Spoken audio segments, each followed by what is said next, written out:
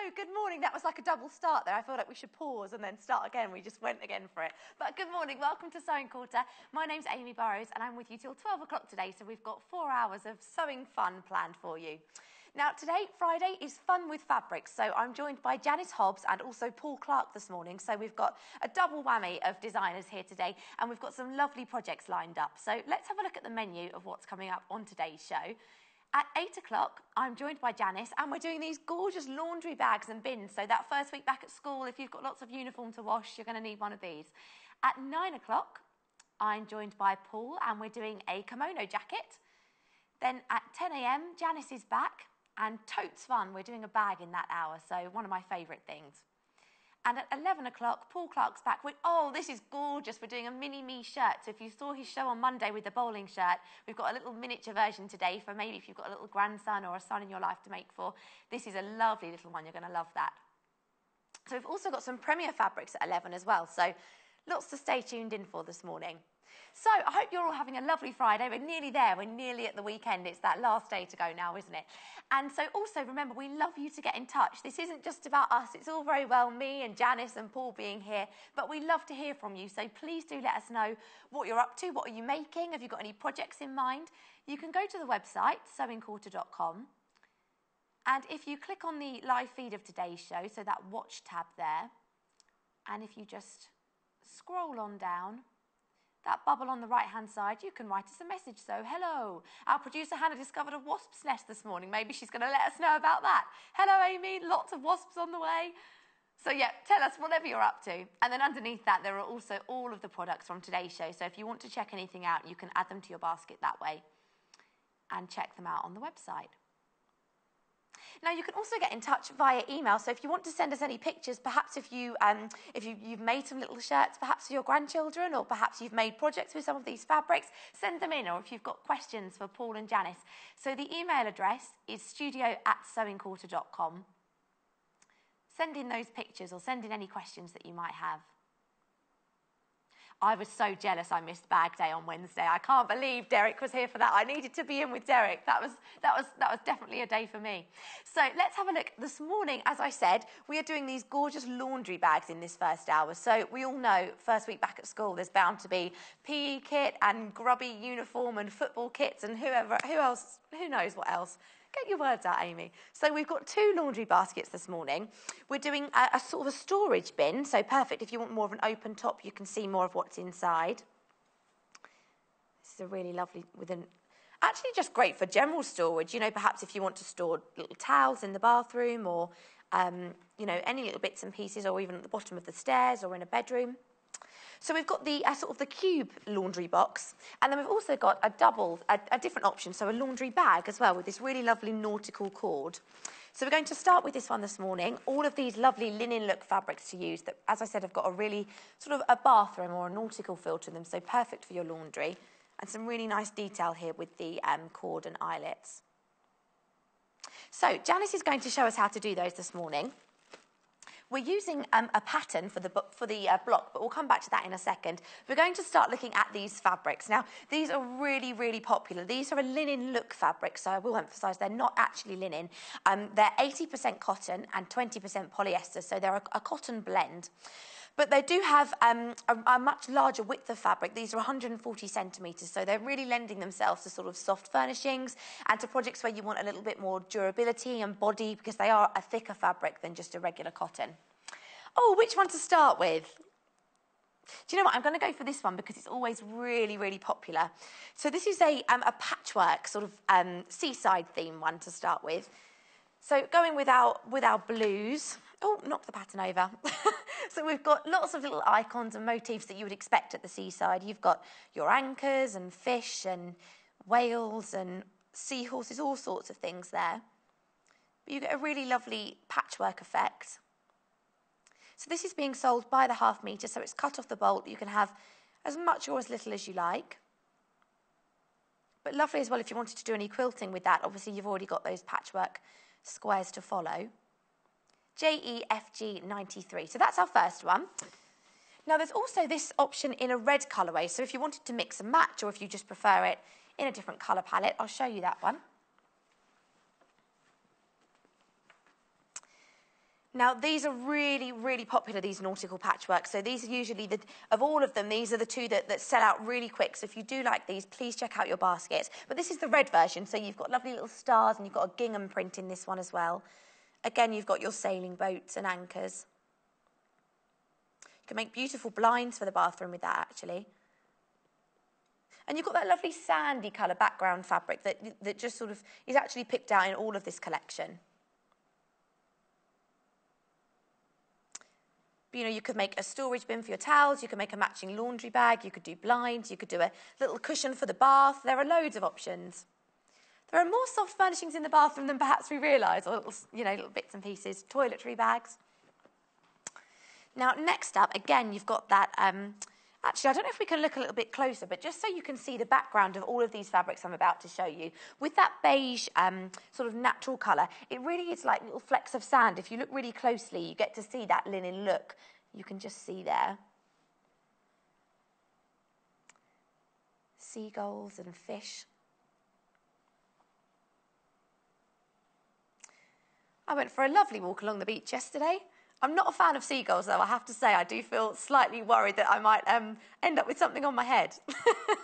But I was all good. It is meant to be good luck, though, isn't it? But maybe that's just, I don't know, I'm not sure about that. What's the lucky connection between that? I don't know if we should be talking about that at 8 a.m, but I didn't end up with anything on my head. It was just a nice seaside walk, so I can't complain. So also, we've got beach huts. This one, again, bringing in some more reds and navies. Our director Tim's saying, or maybe the good luck is just that your day can't get any worse. You know, the worst possible thing has happened, so let's get that out of the way. That's never actually happened to me. I'm hoping that it won't. So we've got beach huts here. You've got lighthouses, lovely little bunting detail, clouds. This one's actually very limited on stock. We haven't got a lot of this in this morning, so NSFG 54.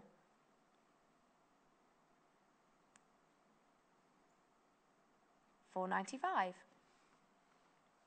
So all of these fabrics this morning are being cut off the bolt. You can have as much or as little as you like. So if you want, 3 metres, that would be 6 units of fabric. If you want a metre, that's 2 units. You can just sort of scale it up or down depending how much you want. Now this one here is the one that the laundry bag that Janis has made it's been made up in. So this is your fish. You've got red and navy and white. So just those classic nautical colours. But you've got some different detail in the sort of within the fish. So you've got some stripes and spots and little chevron detail here as well.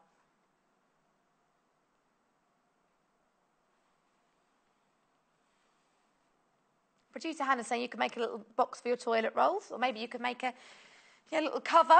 It feels a bit wrong to be talking about these things this early in the morning. It's all a little bit, I don't know, but it is bathroom themed. It's not just, random. So then we've got some more beach huts. So this one is just your lovely little rows of beach huts here. I was looking at the beach huts yesterday. I have to say I like the stripy ones best. I think they're just plain ones. If you're going to have a beach hut, go make it fun. There were some nice stripy ones. Actually, there was a really bright purple one too, like a lilac beach hut. That was quite funky. UVFG35. Again, $4.95 per half metre. Got a little oar detail here too. This would be nice to fussy cut things actually as well. You could take smaller sections of this one. So we've got 3 more to go. I'm just going to show you all of these linen look fabrics to start with, and then we'll go over to Janis and we'll start looking at how to make the bag and the storage cube. Now we've got the anchors up next. So this is a slightly less busy fabric, just keeping it to navy and the natural sort of sandy colour there.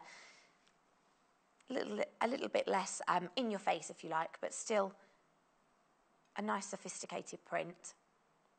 YIFG04.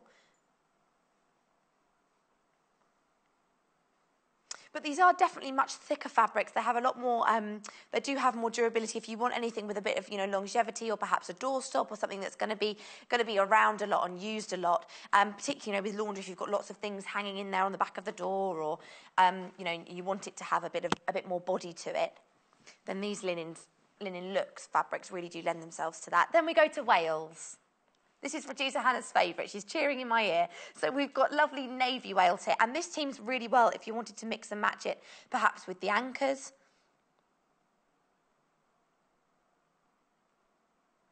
These ones here are little friends, aren't they? OJ FG 58, £4.95 per half metre.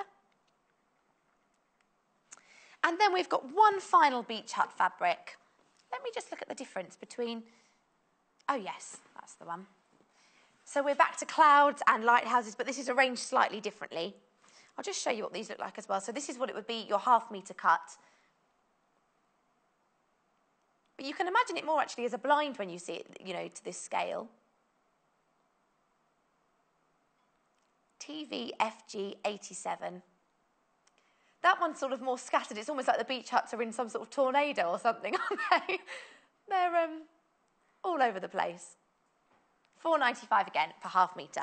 So lots of different options for your linen look fabrics this morning, just depending, you know, perhaps which colours you like or which motifs, which, you know, what colour your bathroom might be. And again, we're using all of these different fabrics to make the, to look at the laundry bags this morning and the cube. We're going to start with this one.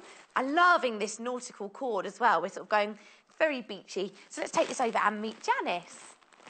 Morning, Janis. How are you? Lovely, thank you. I always say, whenever I see Janis, she looks totally different. We've got different colour hair again today. I think last time was pink. Were you pink last time? Yes, Covel, or maybe Covel pink. Yeah, Covel pink.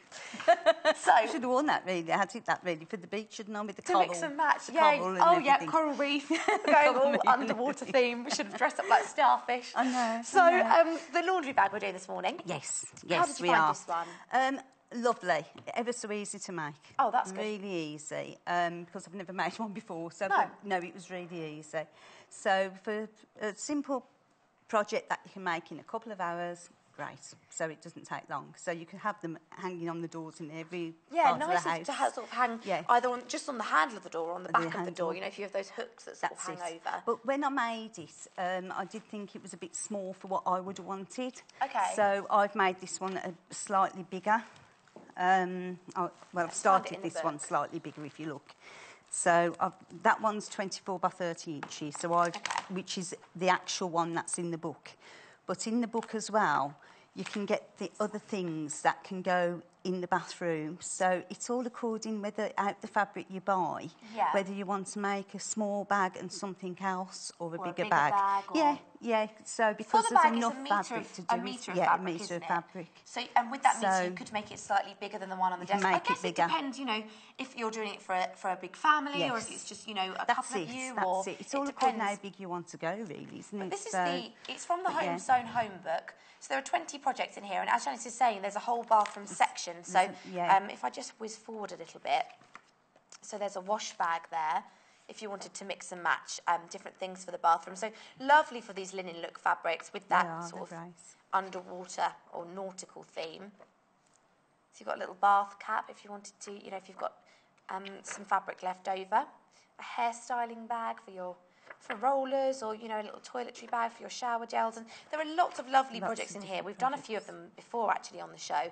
It's got quite a retro vintage feel to it. Yeah. Even how the book together, you know, the book itself has been put together. But lovely aprons and lots of homely things. You can see there a nice sort of shorter girly apron, and there's a butcher's apron and a peg bag. We've made that here on the show.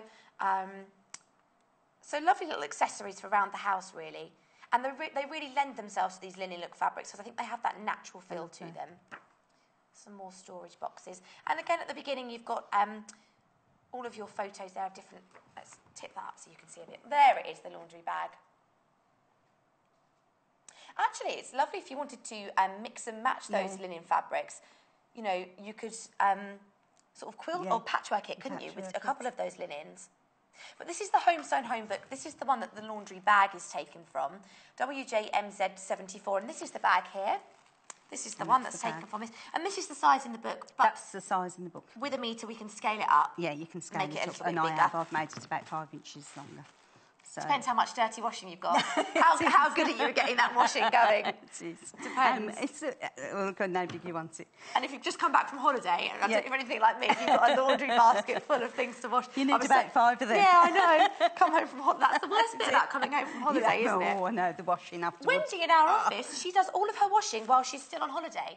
She uses the washing machine in the apartment or the villa that she stays in. So she said, I come home and it's all done. All done. I can't believe how organised that is. It is. I wish I was that Probably because organised. she's got children, she has to be. True, very true. So how do we start with this one? First of all, you cut out the fabric. Yep. You fold it in half, and it has to be wrong sides together because the way we do this is we do a French seam. Okay. Now, the French seam helps with the fraying, and this fabric does fray a bit. And in the book, it does say as well, do a French seam. Okay. So I've done the sides because of time again. A French seam on the sides as well. A French seam on the sides, and then I've top stitched down. Should we just see that one so we can see? So if you look there, you can see that I've top stitched it as well in the blue. Let's just look inside so we can see that seam. There and that's your seam on the inside. Again, your seams always have to look as good on the inside as the outside. Keep it nice and neat. Keep it nice and neat. So that's that. This is a nice technique to learn, a French seam. If you've not done one before, just sort of before. encapsulating or hiding away all those, you know, those edges. So what you do first, you actually sew the seam on the right side, like that is there. Yeah. Then what I do is you trim it down. But what I always do first is press it open before I trim it. Okay. So that you've got the crisp finish on the other side. Oh, so keep it nice and neat. Yeah. So what I need to do now is actually just trim. Now, because I've sewn it, normally this what you do as you're going along, but because I've had to sew that to get half of it done, normally you'd be able to just go in. So you do your seam, and it's 1/2 inch, and then you just trim that down, like so. And once you've pressed it, then you're going up against that stitch line, just cutting it down. Cutting it down.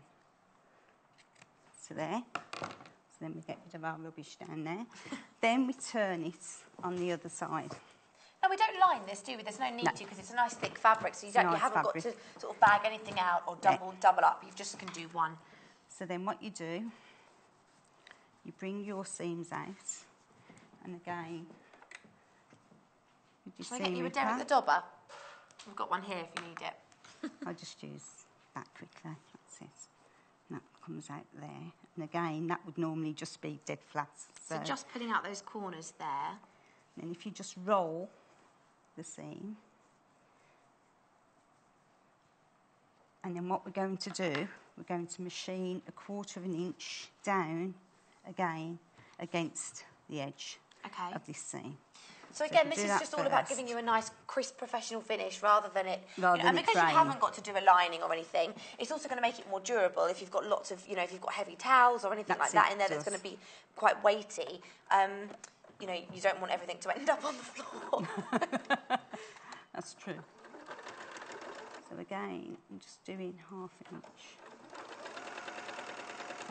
I do 1/2 inch as well because at least then you know that when you turn it, you haven't got the fray coming through. Yes. Because that can happen if you don't cut it down enough. So just always make sure you cut your seam down. Otherwise, you can have the seam coming through. As well, you just rolled that. Would you, if you were doing it at home, would you press that before you did this? Yeah. Yeah. Okay. It's best to get the crispness again. So just machine down quickly.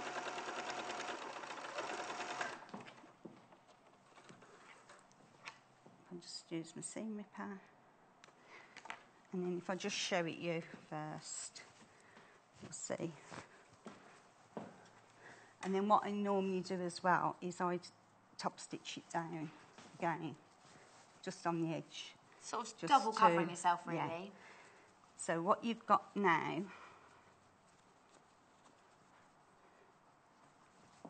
that's it. You have got. That's it. But then what I do is always just do another top stitch down the side, normally. So again, just going to make it even smarter, even crisper. Even smarter, just down, yeah. So again, nice as well, the nice navy thread, you know, you can pick out the colours, or if perhaps, you know, the more beach hut ones or the ones where you've got that red detail, you could top stitch it with a red thread or something a bit brighter. Just whatever. The top stitching always finishes the garments off. And that is what I always liked about Vogue patterns. Vogue patterns would get you top stitching in places you'd never think of top stitching. That other patterns wouldn't. Yeah. Do you know what I mean? Yeah. So that's why I always think Vogue's that bit more expensive, because you're paying for that little bit more. Now, again, with top stitching, you don't reverse stitch. You're better off leaving the thread, because you get all the nastiness, and it's better just extra bulk. So you're just better off finishing it off like that. So you just tie that off. And tie that off, because with reverse stitch, you get the double thread, layer. Yeah, the double layer of thread. So on this, you want it neater. So then what you do here, again, if I just tie this one off as well. Whoops. I'm more fingers and thumbs today. Shaking into the camera. And I've had my breakfast as well. Need some sugar? I normally have mince. Do you? Well, I was always told as well that when you're going to be a bride, to stop you drying up. When you're going to be a bride? Yeah, when you're getting married on your wedding day, always have a bit of chocolate just before, because your throat won't dry up when you're doing your speech. Oh, really? You know, when or you just say have a bit of chocolate. Because the glucose, you me. need the glucose, and you won't dry up. Really? Yeah. Any excuse for chocolate, True. I have to say. I have got a sweet tooth, Janice. It's not good. Cake, chocolate. Everything. Yeah. So then what we have to do with the bag, before we do I'll just pop it on the table so we can see. We turn it back to the inside. Okay. I'm just going to quickly show that where we've got to so far. So far. That's it. So we're just sort of neatening that up there. It's just a neat seam, isn't it, really? Yeah. So, and that's your French seam. Very neat. So, next thing what we've got to do, we've got to measure. Now, rather than fabric markers, because I'm a devil for pressing, I'd sooner use tailor's chalk. Okay. So what you have to do is measure the four corners, because now what you're going to do is you're going to make the edges of the bag, if you look on there. Let's have a look. So we can get a bit more shape in the base. The shape in the base there. That's what we're doing now. Before we do that, we're just going to quickly look at those two patchwork fabrics, because they're really, really popular this morning. So there are two different ones. There's a red one and a blue one. And we're going to show a picture of those, or shall I go and grab them? They're in my trolley. Oh, they're here. We've got one of them here, actually. We've got the red one. We'll have to grab the blue one. So, our floor manager, Amy, sneaked that in without me even seeing. I'm going to be using that one. She's getting very quick and sneaky. So this is our red one. And the red patchwork fabric here, so you've got all of your bunting and anchors. And again, this is by the ½ metre. If you want to make the laundry bag, it's a metre of fabric, isn't it, Janice? Yeah. So it would be, you could scale up the pattern if you wanted to make a bigger bag.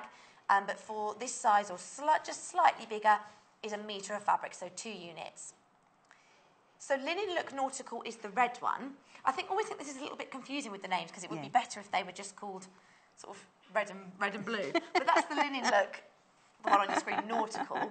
And then there's also a blue one, which is got some more sort of cornflower and powder blues in it, as well as your navies. And this is your seaside patchwork.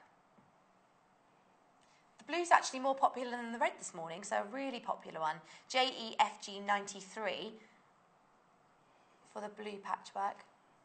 And if you do want more than 1.5 metres, so if you are planning to sort of revamp the whole bathroom or do a really big laundry bag, we do recommend ringing the call centre rather than trying to do that online. So 0800 112 4433. Lovely. I'll just show you those two because they're really popular this morning. So if you wanted to see those. Did we have a message? We did. Let's see. From Maureen. Morning, Maureen. Your hair is lovely, Janice. Really suits you. Thank you. See? Told you. Thanks, Maureen. Yeah. Everyone keeps saying to me this morning, we don't recognise you because of your hair. Different. Every time Janice comes in, it's like we've got a new designer. So what we've got to do now is 3-inch squares in the corner, on the 4 corners. So using the chalk. Using the chalk. Lovely. Or the marker. But because I always press and press and press, and since they says to me with markers you have to be careful that it sets it, because it sets in, I thought I can't do that anymore. So because I've always been a presser. So. Now in the tailor's chalk pack, the one on your screen, you do get 3 colours. So depending on which sort of colour fabric you're working with, whether you want to use the nice blue thing about tailor's chalk, you can always rub it out. and start again. So that's the It's marking nothing there. permanent. So again, we're just marking 3 inches, 3-inch squares in both corners, like so. That's about 3 inches. You can tell how long I've been sewing, can't you? So this is slightly different than doing a boxed corner, is it? This is more of a, because the bottom is more sort of, I guess I don't know. I guess it depends what's in the bag, but it is, you know, you've got a bit more shape, so it can stand on its end if you wanted it to.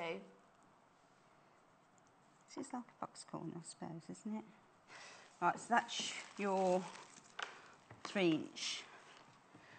So if you can see what I've done, I've just marked a square, 3 3-inch inches square on both sides.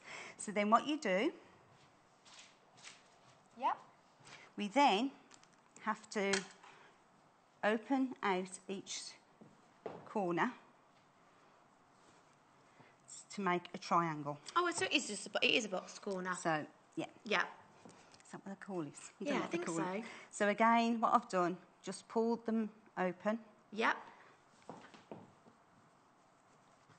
Into a triangle, and then what you're going to do, you're going to machine down that triangle. Yes. So, but what we need to do, put your pin in and do it the other side to make sure it matches the corner.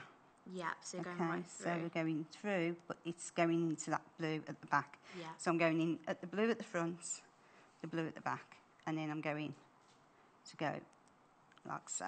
And then I know, in fact, I'll put that pin in the other way because, again, with machining. And you can either tack it or pin it and then machine it.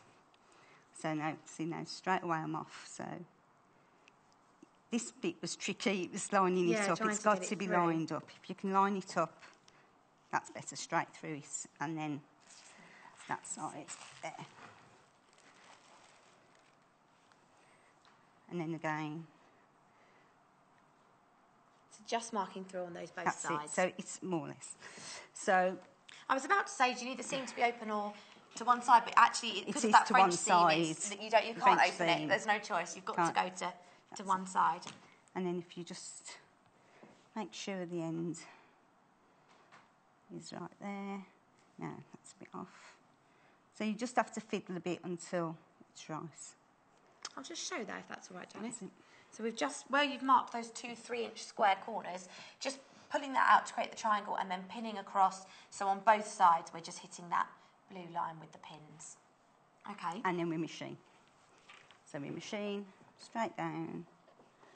So the fabric on your screens at the moment is is our fish one here. So this is the one that you can see made up in the main bag. The fabric that we're working with is the whales, and we'll get that one through in a minute. And we can reverse stitch here. Okay. I'll just, whoops. I'll just hold it down and machine. Now this is from the Home Sewn Home book. So that's the book on the bottom of your screen this morning. So it's got it divides the house into sort of different rooms. So you've got bathrooms, you've got kitchen and dining rooms and different things. So you've got aprons in there. There are toiletry bags and laundry bags and all sorts of different things. But it's got sort of quite a retro vintage feel to it. I'll show you some of the pictures in there in a second. We'll just finish out the bottom base of the bag with Janis. I'm just going to, you could do that when I'm doing the other side, because I'll do the other side. Okay. Time. Just tie that off quickly, and then what you do is you trim down, because when I was doing it yesterday I thought, oh. So again, leave about 1/4 of an inch and just snip the excess off through all the thicknesses. So it's like that both sides. Okay, I'll just show that. Sorry. Sorry.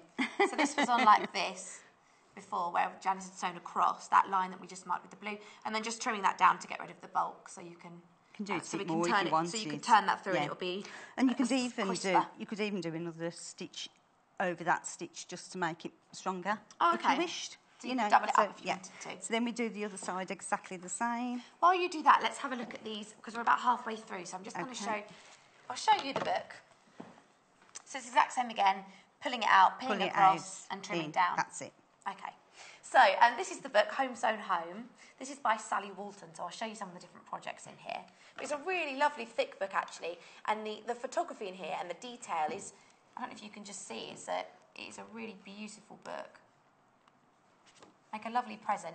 Now also I'll just show you at the back, there's this sort of folder section.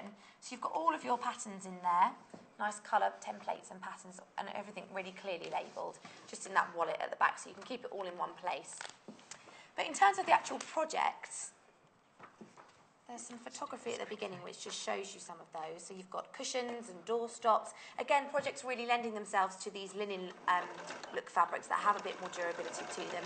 But storage boxes, you've got a screen cover there, so perhaps if you wanted to put that on a television in a children's room or on a computer screen. Ironing board covers, you've got oven gloves, peg bags, cafetiere cozy. Those two different style aprons. Got a carrier bag caddy there as well. Padded hangers.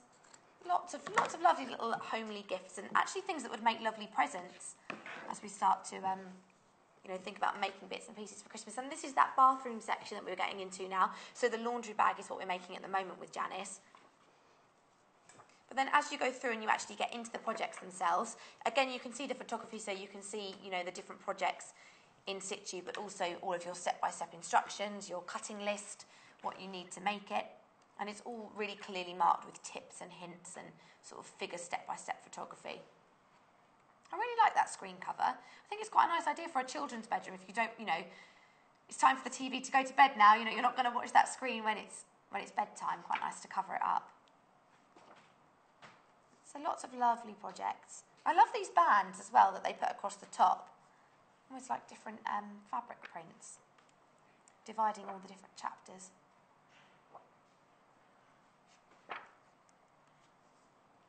So here is the laundry bag that we're doing at the moment. Let me just find that one. There it is. And we're just at the point now where we're doing the base of the bag. So we've done both corners now. So we've done both. So now what we're going to do is just turn it. Yeah. And all of a sudden it's a bag. And then it's a bag. And that's where we've done our corners. So now you've got that. You've got more room, haven't you? You can sort of see more clearly as well what's in there. And it's nicely top stitched and whatever as well.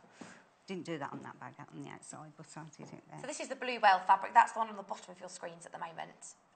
Just adds that bit extra. Do you know what I mean? What else you could use this for? A swimming bag. Yes. Couldn't you? Especially with the whales. Yeah. Lovely swimming bags. Yeah, it would be really lovely nice. for the and children. You could even overcoat it, so if you wanted to. But I do love the feel of these of the linen. So then what we do, now we've been banned from using a hammer, which I am so upset Janis about. was gutted this morning. I thought, I can't use a hammer. What do you mean no hammering? No hammering. It makes the table shake and then the camera's all... And the noise. And then also, because of what we're using, if ever there was an accident and it just one of them bounced into your eye, luckily enough I've got glasses, so wouldn't make good telly. So it wouldn't... No. So what we're going to do now, I'm going to show you how... Pretend I've got a hammer in this hand. Okay. But what I'm going to do is show you how to do... So we're doing the eyelets. This is what we're about to show you. So this comes as a pack, so you get all, both sides of them, so you can make, make a slightly more durable hole to pop through the cord or the ribbon if you're making a handle on a bag. So you can use these in lots of different items, or even clip-on, sort of removable. If you're making a little clutch bag and you want a wrist strap, and you want to click them in and off. Ever so easy. And this one was so easy to use. I've never used this one before, but the little eyelets I always have trouble with. Always had trouble, but this was great. This was absolutely wonderful.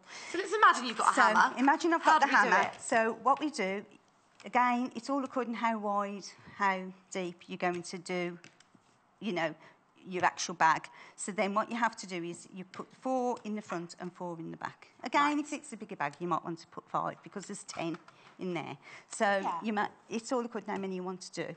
And then as long as they're more or less even along the top and the bottom and they more or less match, you're fine. So I've actually, with my tailor's chalk, again, measured there. Okay. So that's about 3.5 inches, so they're quite even. So what you do, I've measured 1/4 of an inch down, and that's where I'm starting this from. So, first of all, you get your seam ripper through both, and we make a little hole. Okay? like it's that. sharp, isn't it, a seam ripper, when you see it like that? That it can actually... It is Yeah. ever so sharp. Now, if you pass me that sewing quarter box, because I need the little scissors, I didn't realise, I'd forgotten we needed little scissors. So we've got some So these little sewing magic little quarters, scissors sewing in kits, there. if you spend over £10 on your first order, we send you one of these. It's a little one free gift from us to you. Lots of usable things in there. You've got threads and scissors and seam unrippers. Oh, it's great. Tape measures. Ever so handy. Because there's always something you'll need when you're Just out. to take on the go, or if you go to classes or That's it. workshops. Or So then so all often you we've do, got everything here, and then someone's like, "Oh, we haven't got the scissors." And you just cut a hole, which is more or less going to be as big as what you want the hole. Are you just on doing here. that by eye? Yeah. Yeah. Oh, hang on. That's it. Yeah, just by eye. And you're cutting through 2 layers of fabric there, aren't you, on Yeah, that top band? that's why I think these scissors are having a bit of trouble. So, just with eye, just always start small and then work bigger. Yeah. Don't just go in as a bull at a gate and just think that's the measurement. You could always draw around it, couldn't you, as Yeah. well, if you wanted to, and take it from there if you don't want to sort of guesstimate which way it's going. So that needs just to be a bit. And also what I want you to do, ladies and gentlemen, is on the actual, on this ring, always make sure that you use this ring on the outside, that side, because yesterday I used that one on the outside. And it doesn't go through. And it doesn't, no, it works, but of course that's it the looks wrong way different. round. Yeah, of course. So you the need side nice that's got the raised sort of metal plate going metal through. plate there, look. Okay, so you put that on like that, then you put this one, which is what you get in the kit. You get that in the kit, that in the kit, and then you get 10 of these. Yeah. So this, you push through that hole there, and then just turn it towards you. So I'll show you again. Put the eyelet in with the nice finish on the outside. Yeah. Push that. Now that has got a rim there, so when you push it in, it just slips in. Do you know what I mean? Yeah, I'm just going to show there. You can see it's kind of like a little channel going around the That's edge. it. You can see that lip there. So then you push that. Push that in. Then you put the ring on top. Now it doesn't matter which way that goes. It can go either way. No, it doesn't matter. And then you put that on top. And then you hammer to your heart's content. So that's how you do it. So it's like 1, 2, 3 layers. So again, ring in, that in, over, over, over. And then you hit that on there. Hammer. And it works. once you've hammered that into place, this other one is going to come off. You don't. Yes, that comes that off. will stay in, that but stays this comes in, off. and that stays in. So then and that's we how have you do that it. sort of pushed in there like that. And then it turns out like that. And then the whole brilliant. point of doing those, rather than, is not just to have holes in the top, is so you can thread through. And then so what this you one do, here, you thread. you've got your cord. Your cord through. And again, I always start at the beginning, through the middle, go in, and just thread it in and round, and that's it. And So then this you one just here put it together. You do your little loops on the back, which is just Just hold those. 2 pieces. That again, the measurements are in the book for your little loops, just to hang on the door or whatever you want to hang it on. So this is the And one they're that's just in this top-stitched. bag is the Prim natural cord. So this comes like this. You get, let me check that, 2.5 metres. So you've got plenty there. You don't have to just use it for one project if you don't want to. You could cut it down. But this is lovely with that nautical theme fabric. You can just see here picking out the background colour. And then the eyelets are just along the bottom of your screens there. So that's, you get 10 of the eyelets and washes, and then you also get that little implement for sort of hitting it into place. So you get the channel to sit on the top. You get that little blue, I don't know what we'd call that, sort of handle that you pop on the top and then you hammer it. So those are on the bottom of your screens, and the cord there is on the side. Now, we've also got a storage cube that we're going to try and look at in this hour as well. So I'm going to quickly recap these fabrics so you know which ones we've got on the show this morning. Then we'll head back over and start looking at the cube. Lovely. Let's take this one with me. So that was our laundry bag. The fabric we've been using that you can see for this one made up is our fish fabric. So I'll start with that one. Let's try and get that to stand. Oh, it's going to go for a wobble. Is this one here. So again, this is being sold by the half metre. You've got that lovely, the fish detail there in the red and navy and white. Now remember, this fabric is wider as well, so this is 140 centimetres. Then next up are our patchwork ones. So are these both still the most popular? By far, I'm being told these are really popular fabrics. So you've got the red and navy one, first of all, with your sailing boats and sort of ticking stripes. Over 40 metres of this has been checked out this morning. BYFG 18, £4.95 per half metre. And that's the nautical patchwork, not to be confused with the seaside patchwork, which is the blue one. Again, you can always look as well on the images on our website if you want to double check which one is which. Around 50 metres of this one sold, so it's slightly more popular than the red, JEFG 93. I've got a bag that's misbehaving next to me here. Maybe I should put it on my shoulder. Then we've got this one here is just with our blues. So you've got the cornflower blues and then the darker navies as well, picked out in the lighthouses and the seahorses. Oh, and my friends, the seagulls. Producer Hannah definitely just called those flamingos in my ear. I'm pretty sure those are not flamingos, Hannah. KLFG 59. I'd be slightly concerned if I was walking along the seafront in Southend and I saw a flamingo. I don't quite think that's part of the theme. Then we go to beach hats. Now remember, if you're making the laundry bag, you need a metre of fabric for the size that we've been making this morning. Again, you can always scale it up if you want to. Now this fabric's about to sell out, so please do check out your baskets on this one. In fact, I'm going to take it off the desk because that looks like that one's going to sell out. Then we've got more beach huts. This is a long old seafront with lots of beach huts. Somewhere like Brighton, maybe. But you get some more sort of duck egg blue coming through in this one that aren't in those other fabrics. That's the beach huts in lines. Lots of people with this one in their basket as well this morning. The linen look fabrics are lovely and they're just great. They are great for home furnishings, as I said, because they are a little bit wider, so you've got a bit more fabric to play with. So lovely for blinds or curtains. And again, I think swimming bags, like I said to Janice, this would make a lovely swimming bag. So you've got your whale fabric here, which is the one Janice was just using to make the bag. And it's nice they've got that sandy background fabric.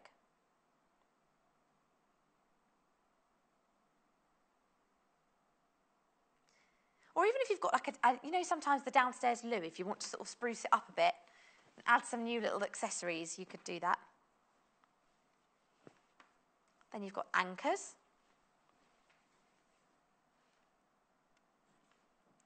They're still talking about flamingos. Just to clarify, let me just show you, Producer Hannah, what a flamingo is. YIFG04. I'm not going to act as a flamingo. I was just going to do this. This is a flamingo.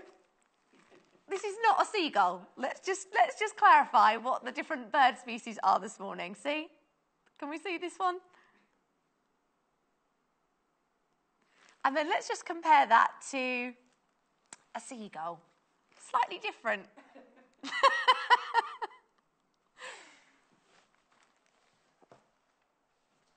I love you really, Hannah. And then we've got some more beach huts. This is our scattered beach huts. So these are the ones that are flying all over the place with our sailing boats. And this is a really playful print, actually. TVFG 87, again, £4.95 per half metre. Now, the laundry bag was from the Home Sewn Home book, which I was just showing you a moment ago. The laundry cube, which we are going to get started on in just a second, is taken from this pattern this morning. So this is being sold separately if you do want to make the cube. And you've got lots of different storage options in here, actually, not just the square one. You've also got two cylindrical cubes as well. So perfect for your sewing room if you want to store, you know, this one's got little your balls of wool and knitting needles and things in there, or for little teddy bears. Actually, that's a really nice idea if you want to do for the TV remote or the TV guide and pop that in the lounge. Or again for little hand towels perhaps, or toilet rolls for the bathroom. But you can see on the back here you've got 5 different options built into this pattern. And for the larger square box, you need 1 metre of fabric for the outside and then 1 metre of fabric for your lining. So 2 metres in total, up to you if you want to mix and match 2 fabrics or go for 1. But we're making this larger cube here. I always think these sorts of boxes are useful just to have on the bottom of the stairs as well. You know, if you don't want to keep running up and down, just throw everything in there and then take the box up when you go up in the evening. So we better get cracking with this because time is fastly running out. So this is the cube that we're making. There it is. Come on then, Janice, let's show us how this one's done. Right then, this one. This one. Okay. The handles, again, with the... What do they call this? Wadding or yes, webbing or no, whatever. so these ones here are, you can use these for bag handles or these are sort of straps, and you get 3 metres of this, but they do make really lovely handles. They're really nice and solid and strong. For storage bins, but we've got these in 3 colours, so you've got it in the red, which is what we're using, but also in a navy and a natural colour. So those will just come through in the next couple of minutes, you'll see those. You've got the red one there. And you could always have different colour handles as well. You could, because of the colour and the patchwork, you could have 1 cream, 1 blue, or 1 blue and 1 red. And, or you could have a couple of storage bins, couldn't you, and mix and match? And mix and match the straps. It'd be really good. So, but the nice thing about this fabric as well, you can have it in different ways of the patterns cutting out, because if you notice with the boats go one way and the anchors go another. Oh, so yes, so you could turn it. You can turn it whatever way you like. They're not really directional. So they're not directional, so you can cut it any way you like. So there we go. So the first thing I did was do the handles. So the first thing you do, you cut the handles 11.5 inches, you turn it in 1 inch, and then you've got your markings on the pattern where to put them. Was this easy to cut, Janice? Ever so easy. You can just trim that like you would with the fabric? Yeah, and ever so easy to trim. So the first thing we do is machine the handle on. Now, I've done that one, and you do a cross through. Yes, so you that's go quite a stereotypical, that you would find in a shop. In a shop. So what we do is manoeuvre it on the machine. Do we need to change the needle or the foot or anything for that? No, just the colour on the cottons, because of what you're dealing with now, it's all different colouring. So, like the lining is like, if you notice, more cream. So you do it. It's changing the colours of the cotton, but it's so easy again to make because there's only like 3 pieces to the pattern, really. Because there's this one and there's that one. And then obviously you've got your inside, your outside, and the outside. Bottom, really. But you're not cutting out lots of fabric, if you know what I'm saying. So all I'm doing is going round to begin with, needle in. You could almost make, sort of stackable boxes, couldn't you, with these? Or ones that fit inside each other. Yeah. And they don't take a lot of fabric, and you can make quite a bit with the fabric. Do you know what I'm saying? So you could make quite a few for storage. And they'd be lovely in all the different rooms again of the house, in the different patterns. And also with the patchwork ones, because you've got the seaside and you've got the nautical, you could have one on the inside, one on the outside, or you could have, you could just mix and match them. Or I've got a box really similar to this actually in the dressing room that I just keep all, all your bits and pieces in with, whether it's hairspray or whatever it might be. You've got lots of bits and pieces. Bits and pieces. Now, what you can also do, which is what I did on the other side, is just cut into the corner on the edges so that you get a nice finish on the end. I haven't on there, but I did on that one more so than this one. So, but you can just trim it down on the inside so that it sits nice and doesn't overlap. You can also use these straps. I'll just quickly show you. They're great for duffel bags or for satchels, just to give you that. If you wanted to create a strap that was adjustable, so you could do, you could use this with a D-ring, and then you could pull it through and make it a strap that you could make shorter or longer for rucksacks and things like that. It is a slightly thicker strap, again making it a bit more professional, but just some different options because you'll have lots of this left over. You won't need. You won't need loads. You won't need a lot. Got about 6 minutes. That's gone so quickly this hour. So next thing we do is we then sew the outside together, and then you turn it right side out. So again. Now you've interfaced this as well. Interfacing as well. Was this an iron-on interfacing? Iron-on interfacing. Okay, lovely. Yeah. So I'm just showing. It's okay. It's overlapped a bit on the actual interfacing. So I'm just going to just going to, should I say? Would you interface the lining fabric as well with this? No, you don't need to. You don't need to with this. I think it's because the fabric's a thick. Because the fabric's a thick fabric, I think it only needs it on the one side and not the other side. So it's got enough sort of body to stand up. Yeah. Because my fear would be you'd make this fabric box, you know, it's a cube, isn't it? And it's just going to collapse everywhere, but it does stand up quite nicely. Don't forget as well, you've got this foam. Yes, on the inside. Is that going to go on the inside when you've stitched it? We might not get that far though, so... We'll get to this. So this is foam that comes comes in a big roll, actually. Yeah. Look at this. You get all of this foam. And again, this is just making it padded, but also giving it a bit more... It's going to help it stand up, isn't it? And make it a bit more rigid, really, and a bit more solid. So the next thing you do is attach your lining. So you get a metre of that. There's the side gone. So normally you'd press all these seams open and do all that. Yeah. Then we're going to attach the lining. Let's make sure that's the right way up. And again, always start on the side. Sorry. Come on, no, the foam was just rolling away. And so I'll just do this quickly. So the lining strip was again just one big long rectangular panel, so it's exactly the same. You just sew the sides again, exactly the same. Almost creating like a big tube, really. Yeah, you are. And then what you have to do is understitch.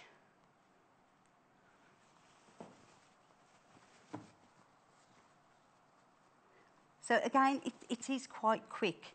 The trickiest part on this really is because you have to sew down the stitching lines to, if you, where's the box? Is it this one? Yeah. You have to stitch down the stitching lines. So you have to make sure they're straight. So again, tailor tack all the way down to give you the full guide from top to bottom, because you don't want to go off halfway through, because if that suddenly goes... yeah, it's going to be it's going to look wonky. Awful. So just be patient and just do your tailor's tacks or your chalk. Actually, though, this is where the patchwork fabric's good, because you can use these squares as lines. Oh, yeah. So ideal. Ideal. Where you've got these... Even cutting it out, you've got the direct lines that you can just cut out on. Yeah, so you can just use those. So this is the Seaside Linear Look Patchwork, JEFG93, the one on the bottom. And then the pattern that we're using for this is the Butterwick pattern that's got 5 different storage, what would we call them? Storage bins. Cubes, storage bins. We call them storage bins. So this is the largest square one, but there is a scaled down version of that. So this is a metre of fabric for the big one. But there's a smaller one here, so you can mix and match those. And then you've got 2 cylindrical ones as well. This is the small one I'm making. 3 cylindrical ones actually there. This is the small one I'm making. This is the small one. This is the small one that's No, made that's up. the big one. Yeah, this is the small one, look. See the difference? So you can mix and match those. So then I'm going to... We've only got about 2 minutes, so we might just have to talk through the last part. Okay, so what you do then, we actually machine that, as you know. Then you understitch the lining. So as you turn it, and you've got that on the outside, you understitch the lining to give you a neat finish.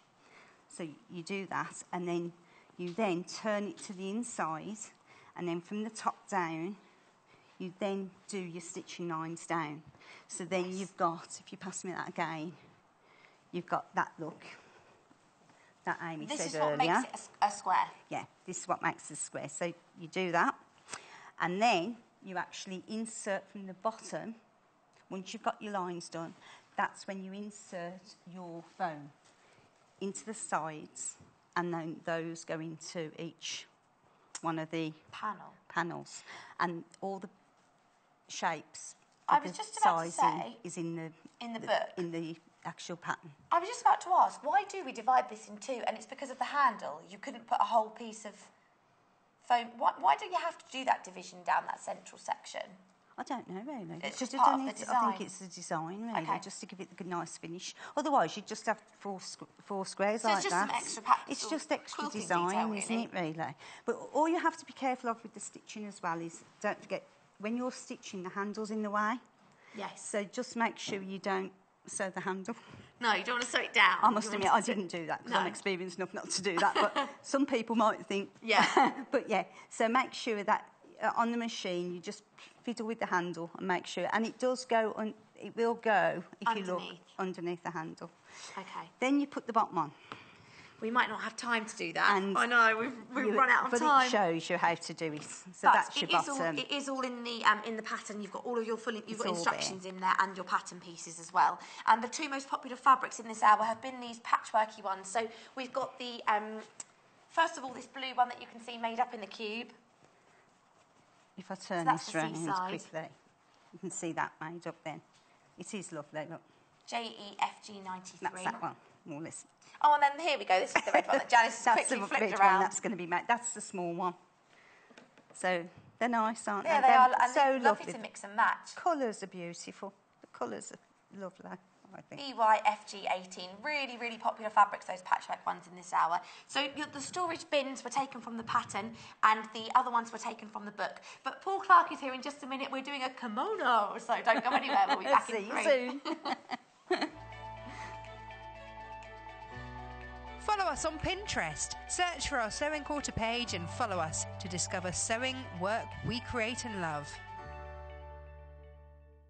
This Monday, Jane Alcock joins us for 2 shows aimed at helping us improve our quilting technique. Jane will launch this quilting quest by bringing the seaside to the studio. Using some gorgeous fabrics in a marine colour palette, she'll create an origami boat quilt block. She'll go on to make a striking rainbow pyramid quilt as featured in Emma Jean Jansen's By the Bundle book. These stunning blocks with their bold colours and clean lines incorporate contemporary designs with traditional techniques. And with Jane's expert guidance, making them at home will be easier than you think. So tune in on Monday the 11th of September at 8 a.m. and 10 a.m. and quilt along with Jane, only on Sewing Quarter, Freeview Channel 78.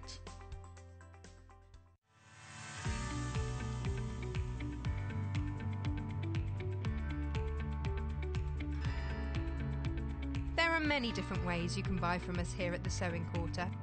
You can order from us by calling our free phone number at 0800 112 4433 and talk to the team at our UK-based call centre. Alternatively, there are other ways you can buy from us. You can go online and shop through our website at www.sewingquarter.com. You can even watch the show there and shop as you go. You can check out as many times as you like throughout the day and only pay a small fee of £2.95 postage and packaging for the whole day.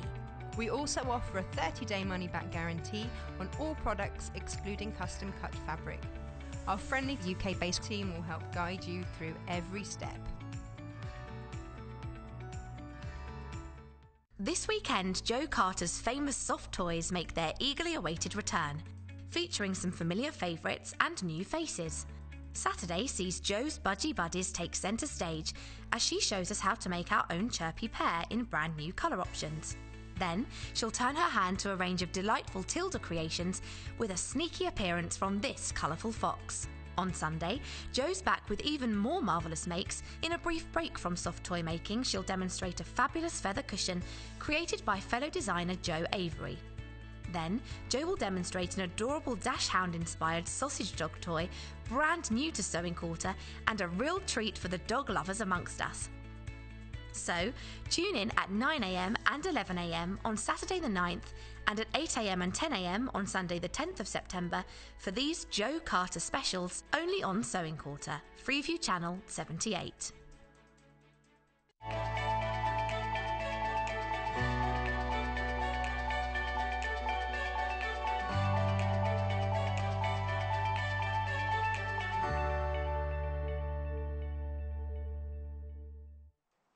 Good morning, welcome back. So I've got in this hour, I'm very lucky to be joined by the lovely Paul Clarke, and we're making this, I feel like you have to say it like this, kimono. So we're making a kimono in this hour this morning, and with Paul, he's going to show us exactly how to do that. And this is a fantastic beginner project, so it's a really simple, straightforward one.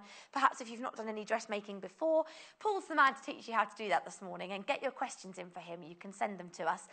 Email us, studio@sewingquarter.com if you want to ask Paul anything at all about dressmaking or about his time on the sewing bee. I'm sure he'll be very happy to answer those.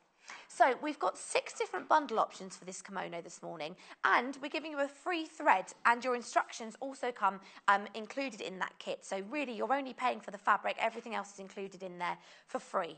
So the 6 different bundles this morning. Should I start with the one I'm wearing? Yes. No. We're going to go for denim first. So you get 1.5 meters of fabric for the kimono.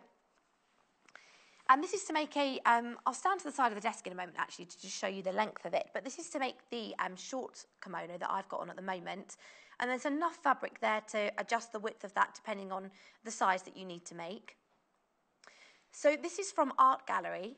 It looks like a denim, but this is in fact a cotton, so it's still really lightweight, really easy to work with, nice and breathable.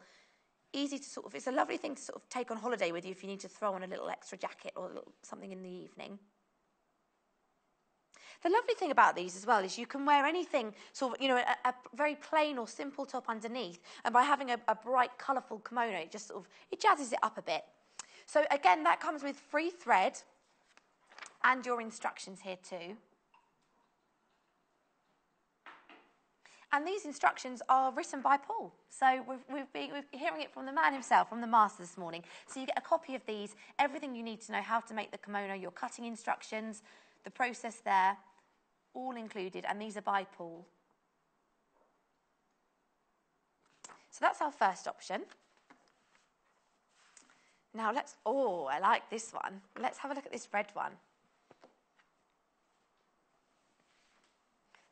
I'm going to open this out actually, I want you to see.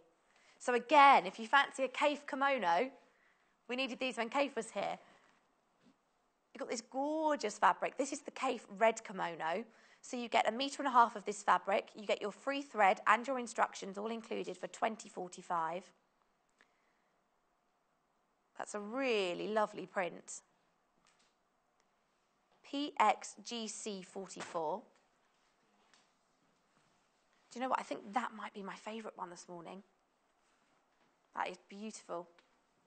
Also, a design that really, nice designer kimono for $20.45 is good value too. Now we've also got the botanical bird. So this is the one that Paul's going to be making in this hour. So this is a lovely sort of ocean blue, and you've got some detail there in the black. So you've got different branches and birds and all sort of flowers and leaves as well going through this fabric. UXGC55. Again, free thread and free instructions included in the bundle. $17.45. So that's the Botanica blue. Then we have also got an Amy Butler option for you this morning. So this has got some lovely bronzy sort of colours coming through. Quite autumnal actually, nice for this time of year. And again, you've got some pinks and nice bright aqua blues coming through this, and some green as well. AAGC09. It takes 2. I think that should be the other way. I wonder if that's... When you were wearing it, it would be more like this way anyway, but you're...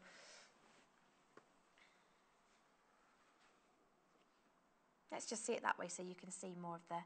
Yes.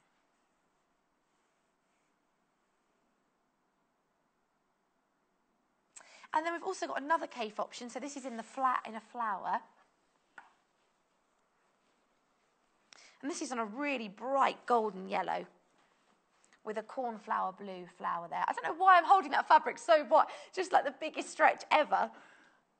1.5 meters of fabric again, free thread and your free instructions included in the bundle. JYGC66.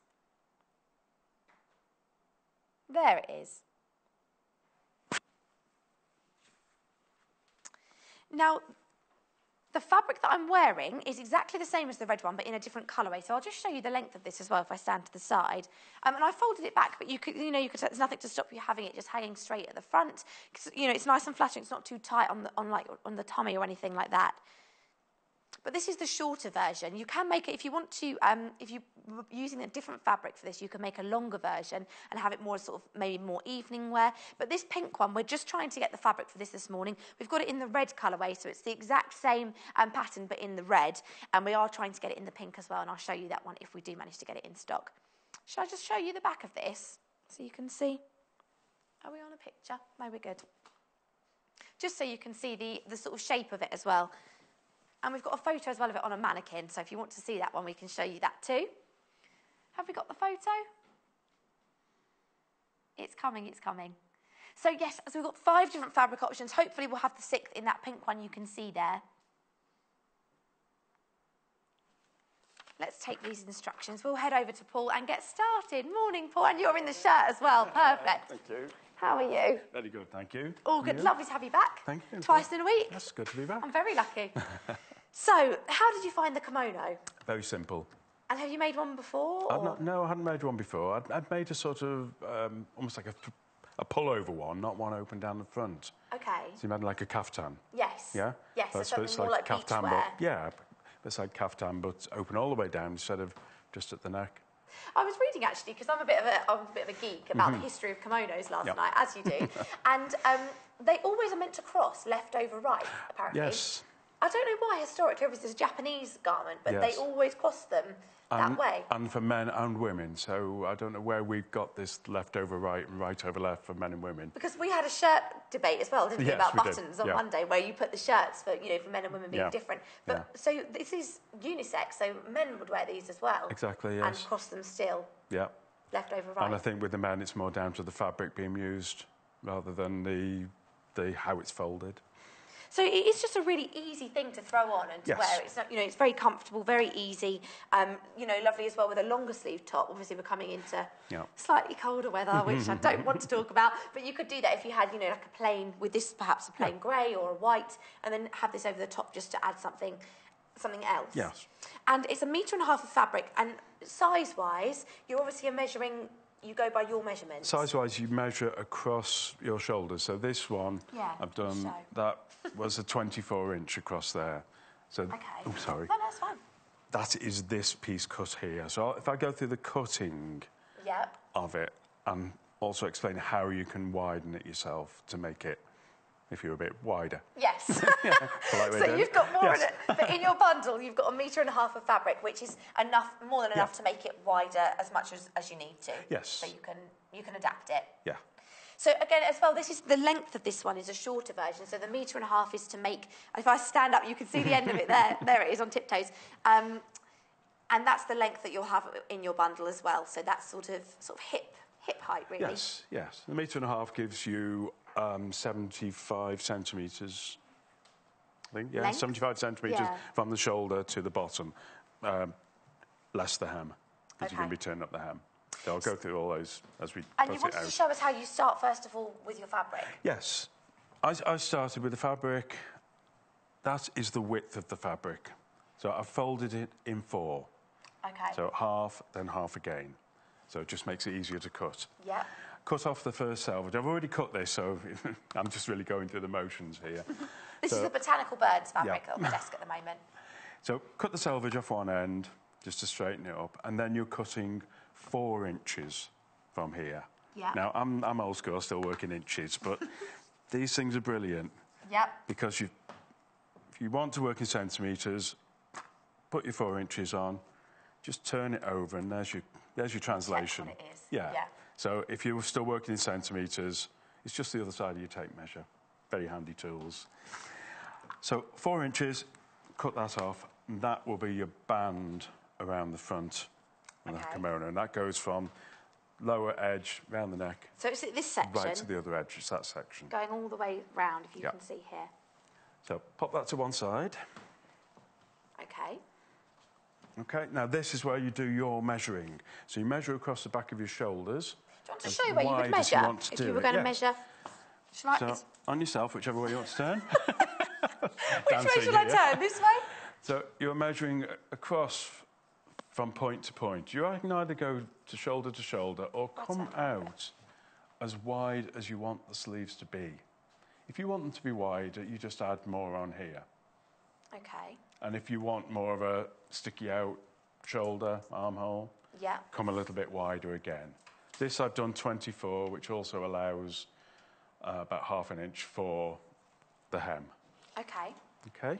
Oh, so we've also got a question from, I'm not sure who it's from, it doesn't say, but it says, "Hi Amy and Paul, Hello. Can you please tell me the width of the Botanica blue fabric?" This, I think, was 112, I think this is. 44, yeah. Yes, so it's 112 centimetres. Okay, you work in is the width of centimetres, that I one. work in No, inches. producer Hannah said it's 112, Okay. and I was assuming that wasn't inches. Yes.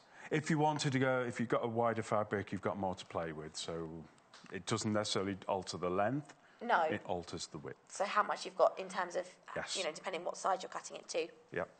But that Botanica bird, you can just see there the fabric.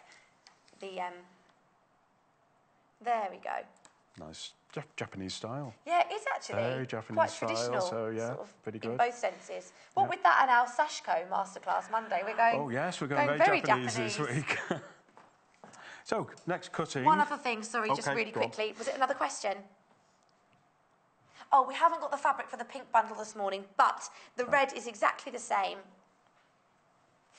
I'm being asked to drape this over my shoulder to give the effect. Should we go like this? So you can imagine it just in a different colourway. Longer sleeves.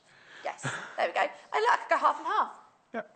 So the red one's on the bottom of your screens at the moment in the cave, but just in a different colourway.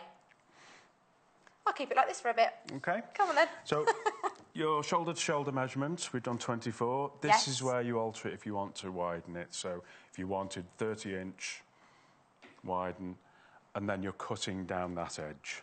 Okay, so just Okay. straight lines every Just time. straight line cut. So, ruler and down. So what you are left with then, you've got your band, which we'll come back to in a moment, and then you've got two triangles, rectangles. You ended in an angle. These will be the two pieces. Yeah. So this is where you've got your half of your 1.5 metres. Yeah. So if you wanted 2 metres, you've got a longer piece of fabric, You it can would just be go for a a longer metre kimono. length. Instead, this is 3/4 of a metre. Okay. Yeah? What you're then going to do is take this top piece and fold it in half, lengthways. I've already cut this, so I'll put the pieces back together so you can see what I'm doing. So it'll be that piece. Basically, it's taken that bottom piece, folded it in half, and you are then going to cut a 3-inch strip off the folded edge. Okay, so it said Right. this was 24 centimetres, which this one was. Yes, 24 inches, 24 sorry. inches. Okay, Then, let's then you go go in 12 inches. inches in half, Yeah. and then you're going to take 3-inch strip from the central section. You're going to take 3 inches Okay. off that, so you will be left with 9. 2 9-inch strips. That's your centrepiece, which you don't need now. Okay. That goes to one side. You've got one Another side 3. panel, Another 9. and then your other side panel. Okay. So we've ended up with one 24-inch, if we just open that one out, Yep. which is the whole piece of fabric, 2 9-inches, and one 3-inch. Yeah, that 3-inch doesn't get used.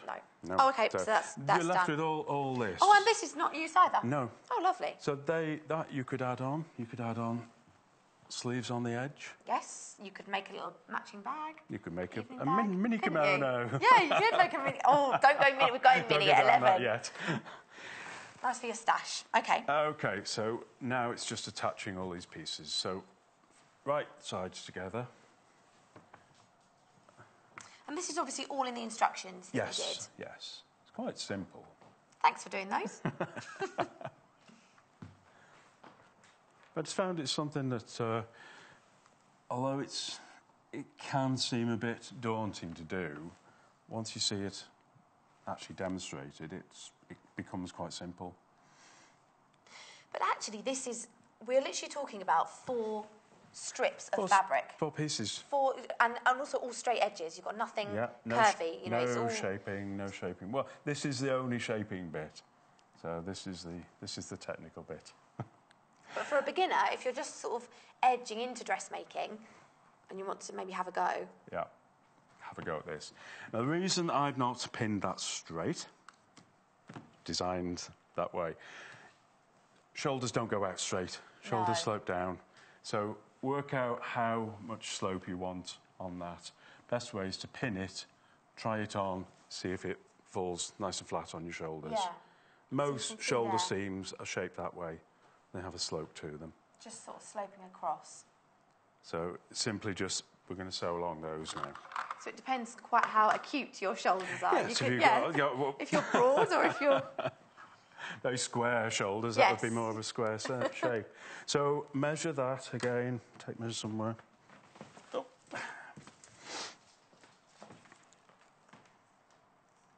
I've done about 1.5 inches. Check you've got 1.5 inches on the other side, so it's more symmetrical. Okay. And you're sewing from centimetre seam allowance on these. Yep. Which is, what's that in inches? A centimetre in... Well, testing it. Centimetre, there we go. It's about 3/8 of an inch. So coming from the edge... Just going to check the... Did you go in the instructions? Did you go for... Oh, you've done both? I think I missed out the seam allowance, but, I may have given both. It's in centimetres and inches. Centimetres so and whatever inches, you go for, right. you've got it there. Yeah, I always tend to just think in inches, but some patterns give it you in both. Well, most patterns give it you in both, so I'm learning. We've got less than 10 of this Botanica Birds bundle left now, so please do check out your baskets if you like this one. Like Paul said, actually, it's got that quite sort of classic Japanese feel to it. UXGC55. So you get 1.5 metres of fabric and your instructions and free thread in that bundle as well. So everything you need to make it. We will look at those other bundles in just a second, but we want to carry on sewing. Right, so both shoulders, that's your centimetre seam allowance, and you come in along that slope.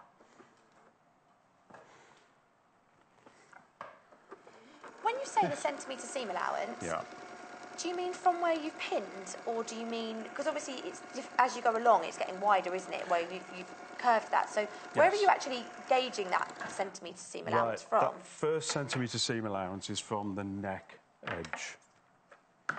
It's from this neck opening, so that when we put the band round, you've got bits of material there to attach it to.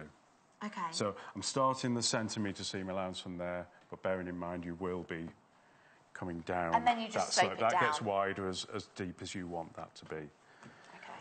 So, and then this... But you could always mark it up as well, couldn't you? If you're, if you really don't want to do that by sight at the beginning, you can mark it up with chalk or with...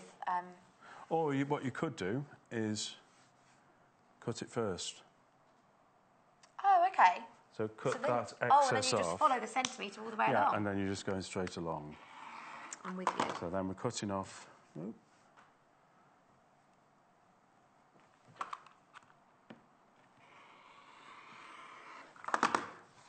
Cutting off that, and then if you'd sewn that straight, you would have your normal seam allowance there.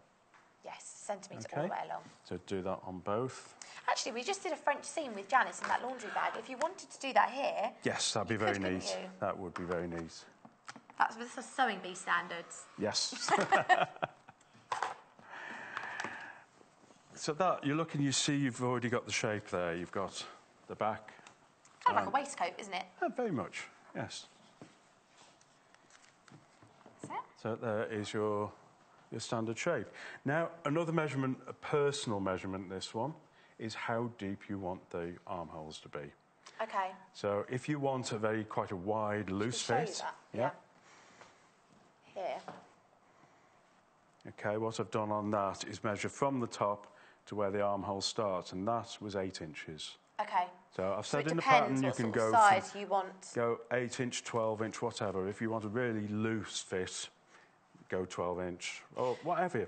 Also, as well, if you are going to wear this for more sort of autumn or winter, you could even wear it over knitwear, couldn't you? So if you're going for something thicker, you would want a slightly bigger armhole so it's not too sort of tight. Yeah, not too restrictive. Yeah, absolutely. Restrictive, yeah.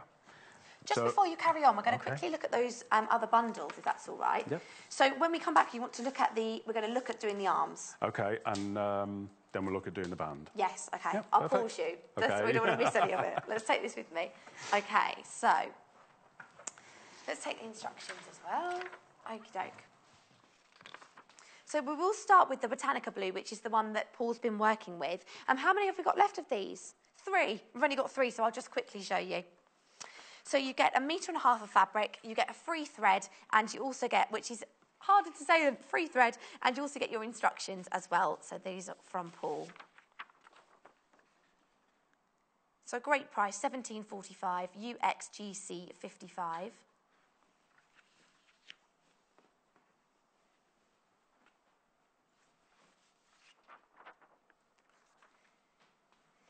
Then next up, we've got the K facet.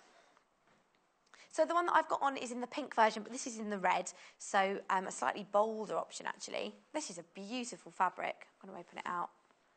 So you get 1.5 meters of this. I've only got 1 meter here, actually, but really beautiful. This one's about to sell out as well, actually, really bright and bold from Kaf here. PXGC 44. That one's going to sell out, so let's move that one away as well. Gosh, you're all quick this morning. Well done, you. Congratulations if you've managed to get one of these. Now, we've also got another Kaf option. So this is in our flowers. So it's a sunshine yellow with a cornflower blue flower. And again, you get your instructions and your free thread with this one. $20.45. JYGC 66. Less than 10 of that one in stock as well, so please check out your baskets on that one too. We're actually very limited on stock on a lot of these now. Then we've also got an Amy Butler. So this has sort of got bronzy colours in this, teamed with some brighter blues and pinks and also greens. The nice thing about this is where you have got those other little highlighted colours that are picked out, you know, you could mix and match with different layers underneath. So if you go for a long sleeve top in a navy or a blue, or you could mix and match it with a pink. AAGC09. And again, your instructions from Paul and your mushroom colour thread. And finally, this is a really lovely option in a denim look fabric. So this is a cotton, but it's not difficult to work with like a denim. It's not going to be too thick. You don't need to worry about changing your needle or your foot or anything like that. So this is a denim look from Art Gallery. You've got the, you know, it's a classic navy with those little triangle details there. OSGC 44. You get a navy thread from Gutermann. That's free. And also your instructions, so $33.95 for that one. Lots of lovely kimono options there this morning. So the red K facet has sold out, I believe. Has that sold? Yes, it has. So let's just, this one here we've still got, which is our floral. So you've still got your golden sunshine, yellow and blue Kaf. You've still got the Amy Butler, and we've still got the denim look from Art Gallery. And that Botanica bird, have we got that one off? We're just checking that one. And these are the instructions that you get in all of these bundles from Paul. So just step-by-step instructions here. You've got your cutting out, you've got your stitching the shoulders, going through all of the details, making the front band, making the hem, and even referring you to the date that you can come back and watch this show on YouTube if you want to follow the tutorial again once your bundle's arrived. The Botanica birds was also sold out, so I'll take that one off the desk. Okay. Let's go back to Paul. He's disappeared under the table. Where's he gone? What's happened over here? So the one on your screens there, you can just see at the moment, that's the shape of the kimono, and it's the sort of shorter, to about hip height, I would say, or just below. Yeah.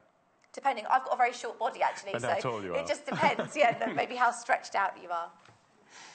So the sunshine kimono, which is the yellow one, with the blue, that's the one on your screens at the moment, because this Botanica bird is now sold out.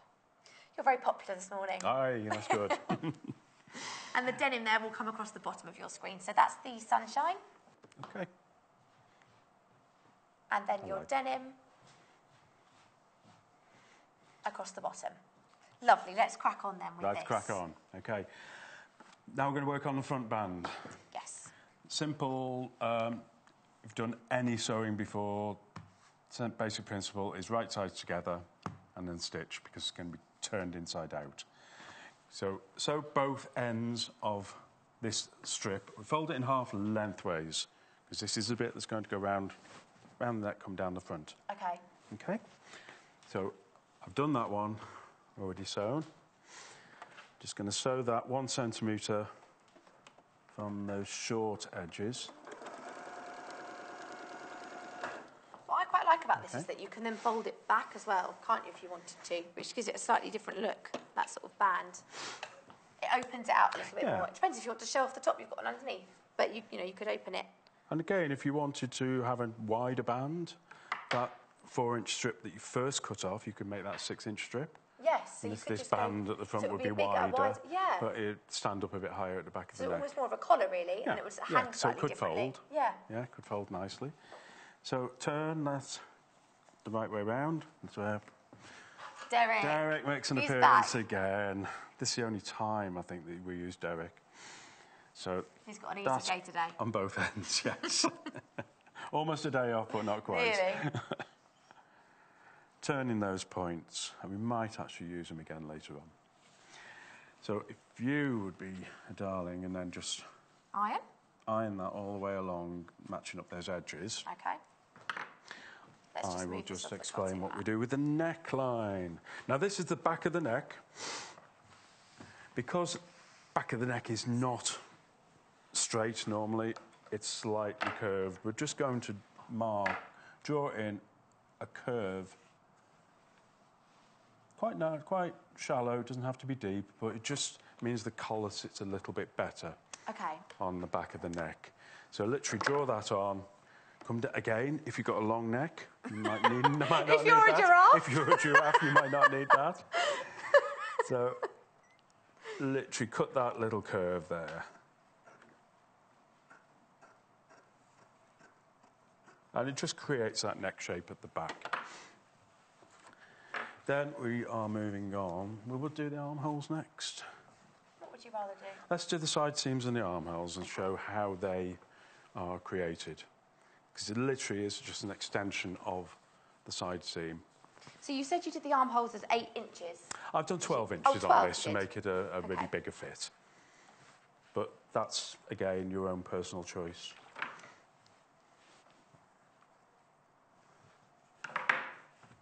Good at ironing there.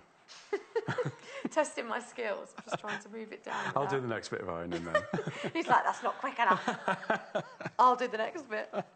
The shorter bit. There you go. Thank you. Okay.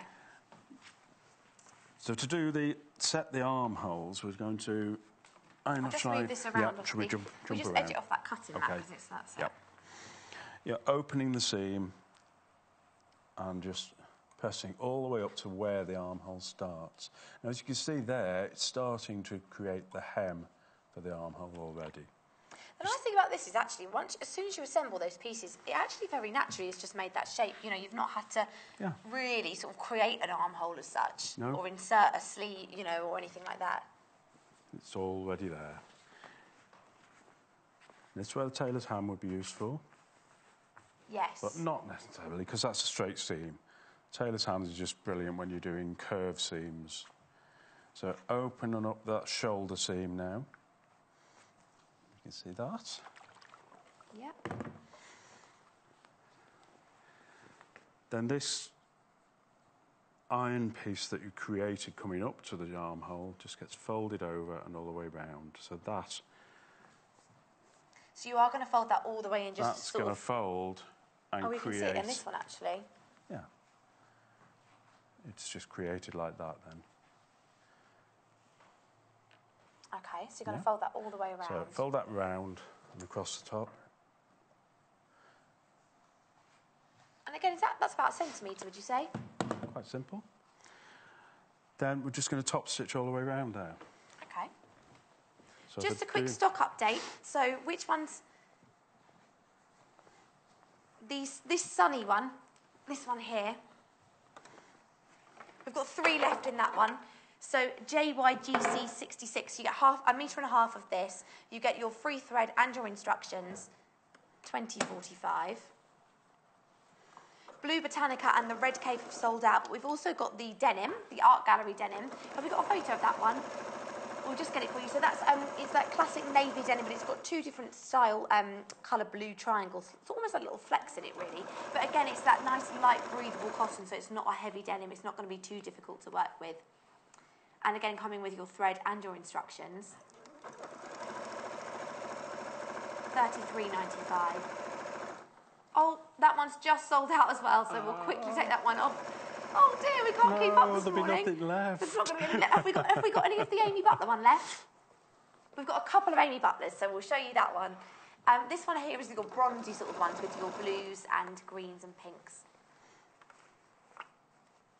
AAGC09. Oh, we are trying to get some other fabrics at this very moment in time. Producer Hannah's saying they're rushing around frantically in the office trying to get some other fabric to put into bundles this morning for you. So there will be some, hopefully, a couple of other options to show you at the end of the show if you've missed one this morning. But if you've managed to get one, well done you, congratulations. Send Paul and I a picture on social media. Send us a picture if you do make one. So this is around a centimetre around the... This is about a centimetre. This is a very rough centimetre, this one. I'll just show what I've done when I've got to the underneath the armhole. So I've sewn all the way round. I started there. Yep. Gone round, come back. When you get to the armhole at the bottom, I've come down below it and then come across. It just reinforces that, that opening. Okay. So if you can see that. Just follow that all the way around. I'm just going to move that down so you can see. Just so you know, the main graphic on your screen at the moment is this sunshine one, and then the one on the bottom that's just coming up is the Amy Butler one. Sorry. Okay. And the sleeve here, you can just see, actually, if I just show you on this one that Paul's already made, following that sort of rough centimetre around the edge.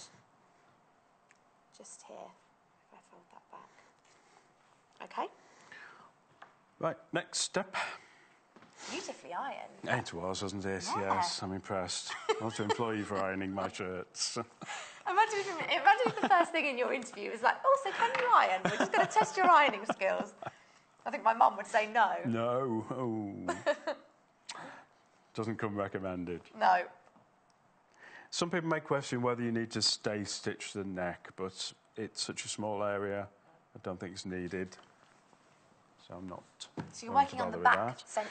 This is right. Now. We're starting at the centre back on the neck. Okay. And if you fold your band in half lengthways, you find the centre point for that. Yeah. So I've put a pin in that. Now, because this isn't interfaced, it's very soft. You've not got a right side, wrong side. So there's no sort of extra rigidity or anything. No, so we're just going to aim for that. So you've got your centre marking. Start at the centre. At the back of the neck. Now, right sides together, you're going to pin this from the neck all the way down to the edge. Now, because we started off with the same length of fabric... Is it going to be slightly shorter? It will be slightly shorter. Yes, but it isn't on here, so you folded it up. But also, you've got your neckline to take into account as well, the back of the neck. There's 6 inches. Yeah. Yeah. You've also put a hem on that, so there's another centimetre. You've lost a bit. You've lost a bit more. So don't be worried when you get round to the edge, all the way down that front piece, and you think, it doesn't reach. No. That would be when your heart stops for a second. That would be sort of, oh, what have I done wrong? But this is where you just trim off any excess you want, you need, any excess you don't want, or also put a deeper hem. Oh, okay. So you could either fold this up more. Yep. Or how much...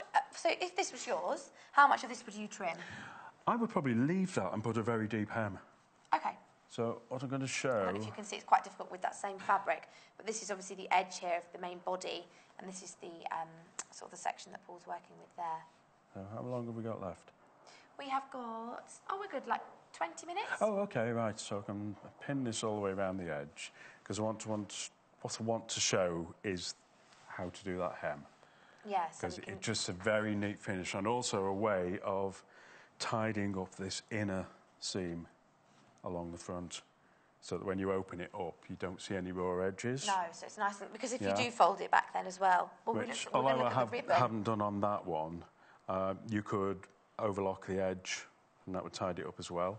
So overlock the edge of this before you put it on and stitch it on. So you would do that at this point? I would do that at this point. But what I'm going to do is attach some ribbon to that inside piece. Yes, this is what I liked this morning. So if we go around and just pin all that around the edge, check that what you're left with at the bottom of the other edge is the same as what you're left with on the other edge. Open up your seams. Make sure they're lined up. Get all your raw edges lined up. Getting tied up with threads here. When you did the sewing bee, did people used to spot you, or would people say, "Oh, were you on?" Yes. Did you get recognised? I got spotted in supermarkets, did you? in art galleries. Obviously in fabric shops. Yeah. Yeah, people sort of expect you to be there. How was that? Was that quite strange? At first, it was really strange, and then you just sort of get used to it. Just it didn't happen normal. a lot. No. No, because where I live is quite quiet area. But I was in like local paper as well. Local celeb. Yes. It must just be quite. Because what were you doing at the time? You weren't working. Oh no. With doing this. No, I didn't have a sewing background apart from just for my own pleasure, my own hobby. No, because you can't actually, can you? You can't go on any of those programs if you're a pro. Or No, if you can't be professionally trained, No. or I think you can have had some night school teaching or something like that. So no, it's just what I did for fun. Just quite a change, isn't it? Yeah, And a shift. just a It must bit. be, yeah. It really was. So checking there, that's pinned all the way round, and we're left with what we've left with there, about 3 inches, 4 inches, right end. Now, if you wanted to do a very deep hem, you could. You've got 3 inches left there. Yeah. So you could just keep that in place if you wanted you could to. do. Yeah. So the way I'm going to do the hem, you could do this and then press it. I'm going to fold up the whole of that allowance. Okay. Okay? Then fold it back on itself, the same depth. So would you do 2 lots of stitching, or you would fold it and then just stitch once? Fold it, stitch once. So pin that in place, and it'll all become clear later on. So when it gets turned the right way round and this band comes out, this creates your double hem. Here it is. Along that edge. You can just see here. Was it the same on this one? Did you have double to fold over? Did you have enough there to... Yes. Yeah. Yes. Okay. So you would fold this all the way around? Yeah. So you fold it up, so fully back on itself, and then back again? Yeah. But at the moment, I'm just concerned about the bands, both band ends, because once you start at one end, sew all the way around, you will get to the other end. So you want to have folded that the same way. So a single fold to cover the whole of the edge of that band, and then back on itself. I'm just going to quickly show that because we missed it, if that's okay. So where the band finishes here, folding the fabric all the way back, and then you wanted to fold it back again. So make sure you've got the edge of that, because it just evens it up then. So fold it back, pin that in place. Take out that other pin now, not needed. Now this is where I added the ribbon. Yes. This was just to tidy this edge up, because what will happen when you're wearing it, that will get turned round that way, and that will be the inside. So you'll have these raw edges like you've got on this one. But I quite naturally wanted to turn this back, and if you had the ribbon in there, that would be, it's just that extra finish, isn't it? And we've got different colour ribbons as well, so you could mix them, depending obviously nice which one. Flash of colour. Yeah. Yeah. You could throw in a different, something contrasting, or the black obviously will work really well with this. I'll see what other ones we've got. So we've got the black one that Paul's working with at the moment. What width is this ribbon? 2.5 centimetres. So depending on, which fabric perhaps you're teaming it up with. We've also got a blue, so a royal blue, again 2.5 centimetres. And this is a double-faced polyester satin ribbon. You get 20 metres on these rolls, so you've also got a white. That's the blue one there. Then you've got your white. This would look lovely with the art gallery. Denim. Sorry. You might see a slightly different image on the website, but it is the same thing, 20 metres of ribbon at 2.5 centimetres width. And then you've also got a red option as well. So lovely to go with that red K facet bundle this morning, if you were super speedy. So show us how we're doing this then, Paul. Okay, the way I'm doing this, I pinned this the wrong way up. So I pinned the wrong way, I should have started at the other edge. We've got time, we can go back. Got time, okay, well, I'll carry on round. You're pinning this on, you've got the band, you've got the front piece of the kimono. This section, Yeah. yep. Then you've got your band, which you've levelled up the edges. Then you're going to put the ribbon on top of that. So if you've got 2.5 centimetre, that one? Yeah. Okay, so make sure when you're putting the ribbon on, you're overlapping that edge. You're not levelling up those raw edges. No. Because this will get turned, and then that will all get stitched again along that edge. So all those raw bits will be tucked inside. All of a sudden we get to hide all of that, and that's Yeah. going to be a really nice crisp finish. So with using a ribbon, it's obviously got a finished edge on it, so you're not going to get that fraying. No. So that was the idea behind that. I don't think I put that on the instructions. This is It's one. an addition if you want to I add it on thought and about sort of- this later And the on. same as well, even if you wanted to add, you could add a little tie, couldn't you? Like Yeah. a bow, or you could add a popper, or Yep. any notions like that. If you want to add them on and you know, step it up a level, or even, you know, if you wanted to do a pocket, or... Yes. No, Jennifer would add a pocket. If she Jennifer was would here. add a pocket, wouldn't she? Loves a pocket. So pin that all the way round.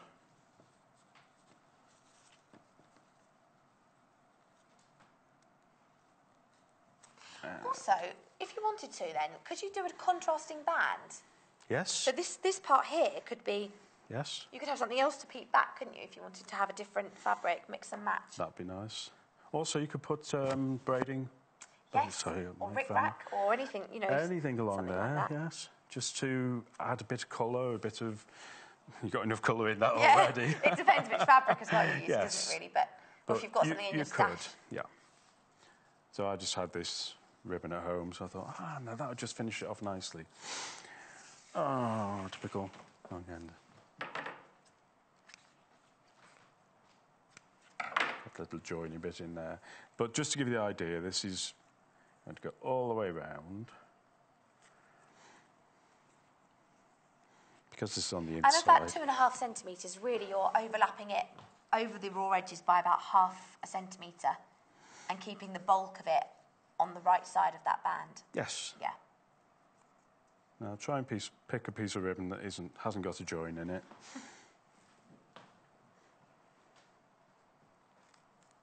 Just following that all the way around. Yep. A pin that works.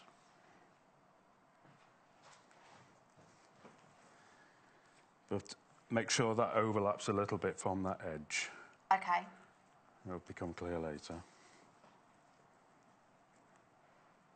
Now we have still got 2 bundles that are available, so we'll just quickly show you those. There's the Sunshine fabric, which is this one. So you've got the cornflower blue, really bright sort of sunflower, teamed with a free yellow thread. When I say we've got these in stock, we've got 2 of this left now, so you will need to please check out your baskets. And you've also got the instructions included in that bundle for free. And then we've still got in stock the Amy Butler, which is the bronzy one with your pinks and blues picked out in it and some aquas as well. We've got 9 of these ones left in stock, so if they're in your basket, you will also want to check that one out too. AAGC09, we've only got these ones for today, these bundles with the instructions from Paul. So if you do think you quite fancy making a kimono, Go for it. go for it. I reckon I could do this. Yes. It's Well, a beginner again. one. I reckon I could do this one. Right, send me pictures Yeah, when you made one. I've actually got some. I'm actually going to be off for a little while, so maybe I will have to do some. There you go. Have to make a kimono. Oh, we've got a message for Paul. Let's see. From Jeanette. Morning, Jeanette. Hello. What about finishing the internal side seams? Yes. Again, you could do like we did on the previous show, the French seams. Yes. Yeah. So if But- you wanted to do that. Another way, you could put a band, this ribbon band, around that. Let's find another piece. Going under a Just ribbon all band over the under, floor. Is yeah. that ribbon chop? Which is called, I think it's a Hong Kong finish. where you put the ribbon on the edge, fold it over, so That's a you're nice idea. sandwiching that edge of that raw. Let me see that edge of the raw seam. Yeah. So that's another finish. If you wanted to get to Yeah, hide and that that inside. you could then carry all the way around the armhole before you top stitched it. Yes, so you could literally cover every seam. Yeah, you could with cover ribbon every if you seam. wanted Or to. if you've got an overlocker, that would be done anyway, because you would sew up to the armhole, and then you could double roll that seam, so you would fold it over and then fold it again. Just neatening it off if you want to. And tidy up all the insides there. But you could put that band around. I quite like the idea of the band around ribbon, on you the know, inside. all the way I like around. that, yes. It's just very because smart. it's a flash of colour underneath And them something that's just slightly slightly different. different. Yeah, definitely. Yeah. Hope that helps, Jeanette. You've got a few options there. So, attaching the band, I sewed that ribbon as close as I could get to the edge away from the raw edges. It's the best way I can describe that. So the closest end to the band. To the inside, yes, almost to the band. So if we go all the way around on that. If someone hasn't worked with ribbon before, anything different working with ribbon compared to, is it obviously, if with the satin, is it, and that sheen, does it make it slippy or is it okay? It is slightly slippy, so just careful that you pin it well. And also make sure you get the right length and you haven't got to join it.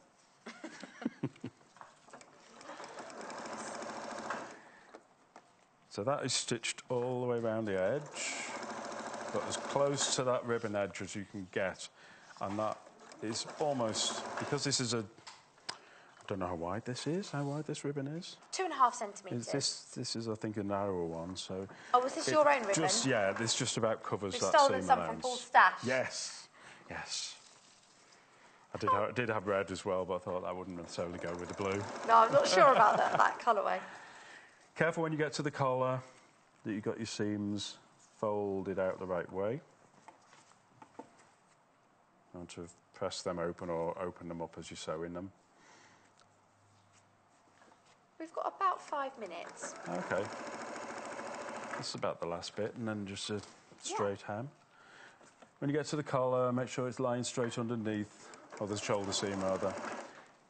And the next tricky bit is the curve around the neck.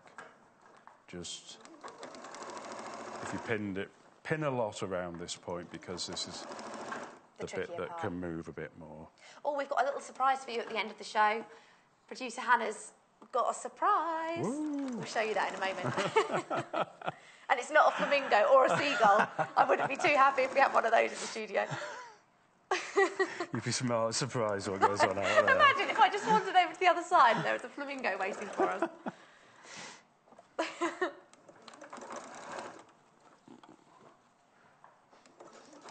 thought there was a pin under there. I could feel one under the machine.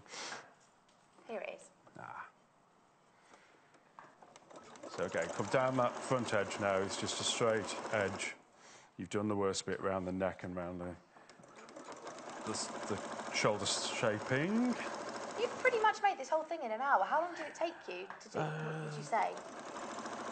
It probably is that quick. About an hour? Yeah. Wow. Yeah, because So you could make one it's for tonight. straightforward pieces, and all you need to put on the end is a hem. So if we're...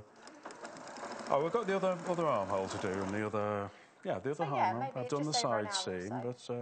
but an And hour. I did pause you for a while when I went to look at fabrics. Oh, I got on with a little bit sewing then. Get back. About 2.5 minutes. Right.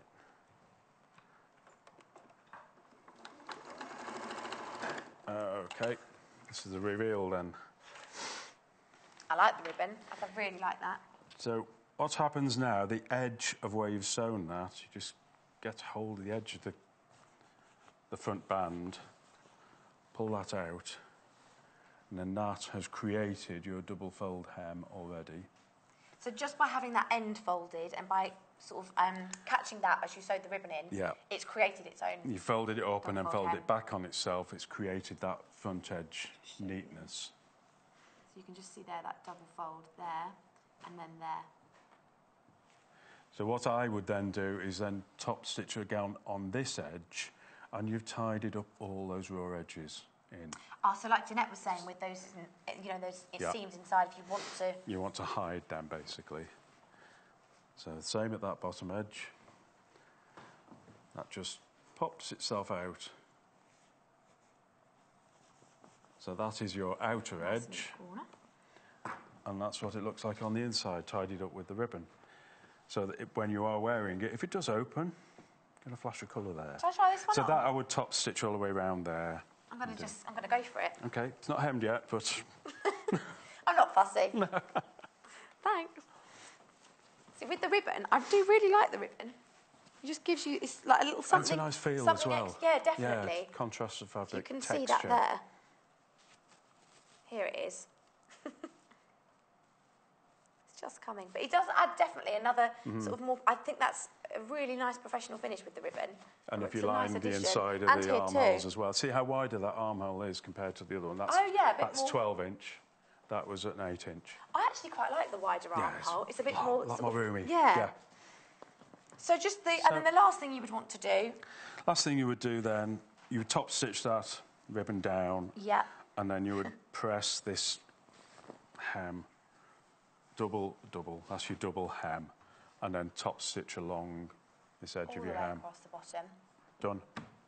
And then that's it. Yeah. Easy peasy. Simple as. Done. See, so in an hour you can make that kimono. And there are 2 bundles left for these this morning. So you've got the, it takes two.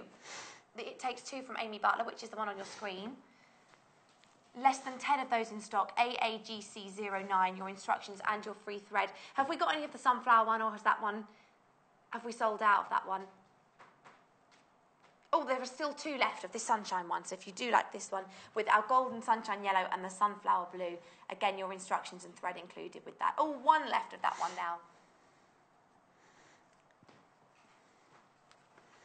Now, I'm going to go and look at those. Oh, we've got our surprise on the other side. And I'm not meant to really say this, but the 11 o'clock hour is like the highlight of the day. We've got such a cute little mini shirt to do, haven't we? Yes. So if you liked Paul's shirt on Monday, you won't want to miss that one at 11. Go and get a cup of tea in the meantime. I will. I'll see you in an hour. Okay, Chill thank out you. for a minute. Okay, so... Producer Hannah's surprise. So, the one that I'm wearing, Producer Hannah has managed to get some bundles of these in stock. So, we're very limited on stock on this one. But if you do like the pink one, with the grey and with those aqua colours you can see in the one I've got on, you've got the 1.5 metres of fabric, so enough to make that in any size, depending on what width of shoulder you want. You've also got your thread and your instructions included with that. This is the only other bundle we've now got in this hour this morning. Let me just show you the fabric. So it was the same as that red cape, but in the pink colourway. And it's the one I've had on all morning, or all show. Very limited stock on that, so if you do like the look of that one, ZGGC11. Okay. Now, the bundles, which we've sold out of all of those other ones now, but we have managed to get some of those fabrics from the bundles by the half metre. So if you do want to make perhaps something else with those fabrics, or, you know, watching Paul's tutorial, you don't feel that you would need the instructions and you're okay to just sort of, to figure it out yourself or use the fabric for something else, we've got these fabrics by the half metre. So we actually don't have that one by the half metre. We've sold out of that one. So the Cave Red... That's the same as the pink, but in a different colourway. Again, by the half metre. Again, very limited stock on that red flower. TSRW23. So this is £6.95 per half metre, being cut off the bolt. So if you do want to make the kimono, it would be 3 units of that. So 1.5 metres of fabric in total. Then, ooh, we didn't put this one in a bundle, but we've also got the Caif in blue. Again, we're not meant to be having these in this hour, but those bundles have gone so quickly this morning, we're just giving you a couple of other options. So we've got the blue Caif, again, by the half metre, so cut off the bolt. PURW27, £6.95 per half metre. Just look at the pattern for that so you can see a little bit more what's going on. But lovely sort of candy floss pinks and powder blues in that.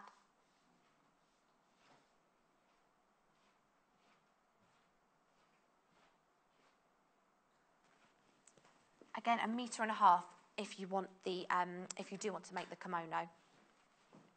So someone's asked what this one's called. The blue one, you mean? Oh, the next one. This is our sunshine cave.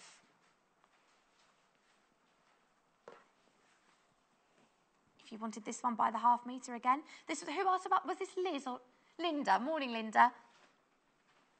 So this is the cave facet. SARW28, sunshine. £6.95 again per half metre. Sunshine Gerbera. So then you've also got two other options again by the half metre. We've got our Amy Butler, It Takes Two. So these are in that bronzy colour palette, sort of a copper colour actually. Because we've been limited on those bundles and the stock of those bundles this morning because they were so popular. As I said, we weren't meant to have these fabrics off the bolt this morning, but we've managed to get some if you do want to buy the fabrics on their own as opposed to in a bundle. And finally is the Art Gallery denim. So this isn't a denim, this is a cotton, but it's a denim look fabric with those triangles on there as well. The pink cave bundle's now actually sold out as well, but if you do like the Art Gallery denim, vice versa, CRHN94, £11.45 per half metre. So, thank you so much for your company. Oh, the instructions have gone flying. Thank you so much for your company in this hour, and congratulations if you did manage to get any of those bundles. You've been very quick to check those out, so well done you if you did get one. Now, Janis Hobbs is back again in the next hour. We've got a really lovely beadle bag, so if you like your dogs, you're going to like that one. Don't go anywhere. We will see you in 3 minutes. Join us on Facebook. Simply search for The Sewing Quarter and like our page for the latest news and more. This weekend, Joe Carter's famous soft toys make their eagerly awaited return, featuring some familiar favourites and new faces. Saturday sees Joe's Budgie Buddies take centre stage as she shows us how to make our own chirpy pair in brand new colour options. Then, she'll turn her hand to a range of delightful Tilda creations with a sneaky appearance from this colourful fox. On Sunday, Joe's back with even more marvellous makes. In a brief break from soft toy making, she'll demonstrate a fabulous feather cushion created by fellow designer Joe Avery. Then, Joe will demonstrate an adorable Dachshund-inspired sausage dog toy, brand new to Sewing Quarter, and a real treat for the dog lovers amongst us. So, tune in at 9 a.m. and 11 a.m. on Saturday the 9th and at 8 a.m. and 10 a.m. on Sunday the 10th of September for these Joe Carter specials only on Sewing Quarter, Freeview Channel 78. The Sewing Quarter website is simple and easy to use. You can view a live broadcast of the show on our homepage. Get instant access to our online shop, which has a wide range of wonderful products for you to choose from. You can also enjoy a selection of projects and guides which we have on offer to help you enhance your skills and gain valuable tips. Watch the live shows and you can buy the product which is currently being shown on air. You can even message the studio to ask our presenters or team any questions you might have. Below, you'll find all the products from today's show for you to look at and purchase. On the right of the screen, next to today's products, you will find our simple programme guide listing all upcoming shows. So, join us today at sewingquarter.com. Join us on Wednesday the 13th of September for a colourful Hexy happy hour with guest Victoria Peat. English paper piecing dab hand Victoria lets no piece of fabric go to waste. With her steady hand and her keen eye for colour, she turns her offcuts into gorgeous EPP creations. Well, now we've armed Victoria with a stack of hexes and some of our finest fabrics, including prints from the popular Botanica range, as well as some gems from Tilda's Harvest collection. Alongside host Natasha McCarty, she'll bring you an EPP demonstration that's bound to give you the piecing bug. So tune in at 9 a.m. on Wednesday the 13th of September for an hour of Hexy fun with Victoria Peat. Only on Sewing Quarter, Freeview Channel 78.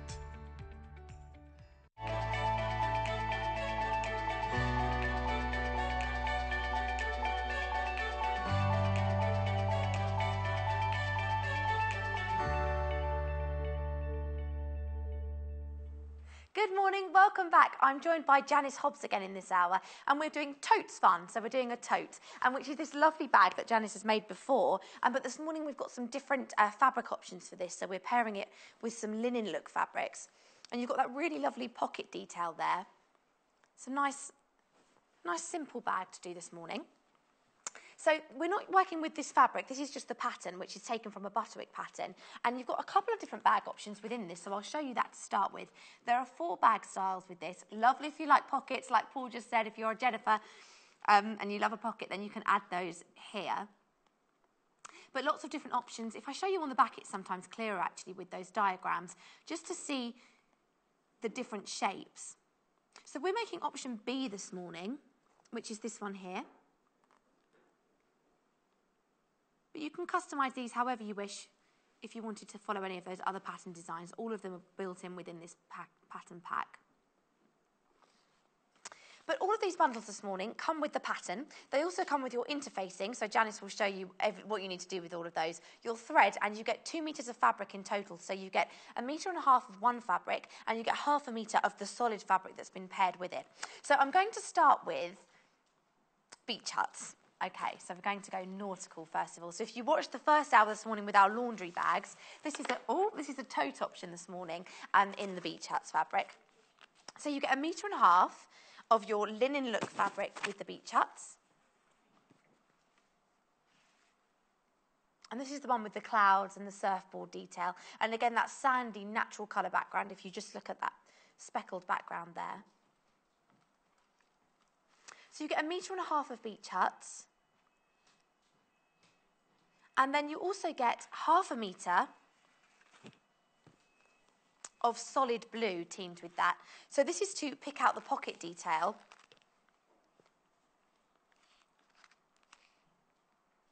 You've got your thread, you've got your interfacing, 1 metre square of interfacing, and also the pattern included within that tote kit. So everything you need to make the bag. And in fact, we've got a bag made up in this fabric from this pattern. So this is actually also another bag from the pattern. So you can take this from there, and it's in that beach hut fabric as well. So this would be an example of something you could make from that kit. Again, you've got that pocket detail at the sides. So this is option A in the pattern. And it's been teamed again with the solid that we've got in this bundle, that cornflower blue, just peeping through in your lining there. So you've got the option to make different bags if you wish, but you get 2 metres of fabric in total, so you've got enough to make this tote that we're making with Janis. Option B. So that's our first bundle. Our second bundle, we've got 2 Geo bundles this morning. So the 1.5 metres of fabric in the linen look is this fabric here to start with. So this is a really lovely sort of soft blue. Sort of a steely, it's between a grey and a blue actually, sort of a steely grey. But there is a blue hue in that. So you have 1.5 metres of this fabric. So this would be for the main body of your bag. And then it's teamed with a solid there that's been matched perfectly, that you can pick out the pocket detail on the front. And again, you get your pattern, your thread, and your interfacing. So everything you need there to make the bag. SSGC58 Geo Grey. And that's a slightly more affordable option, £30.45. Now you also get a big bag of wadding, so you'll have plenty left in your stash and a little bit that you'll use in the bag as well. So with all of these, you'll have some things left over. Now the other Geo option is a darker colourway, so this is in more of a navy. So you get 1.5 metres of this. So just that classic diamond shape with the dot in the middle, and then paired with a solid as well. I don't want to hurt your eyes, I won't hold that up for too long. But this is called the Geo Blue Tote. And then again, you've got 0.5 metre of a solid, your wadding, interfacing, pattern and thread.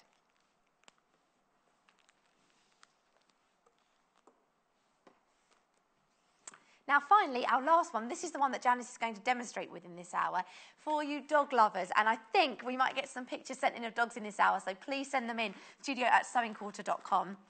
Show us a picture of your dog doing with something you've made. Maybe combine the two. So you get 1.5 meters of the beagle fabric. So this is, again, a linen look fabric, slightly thicker, slightly more durable.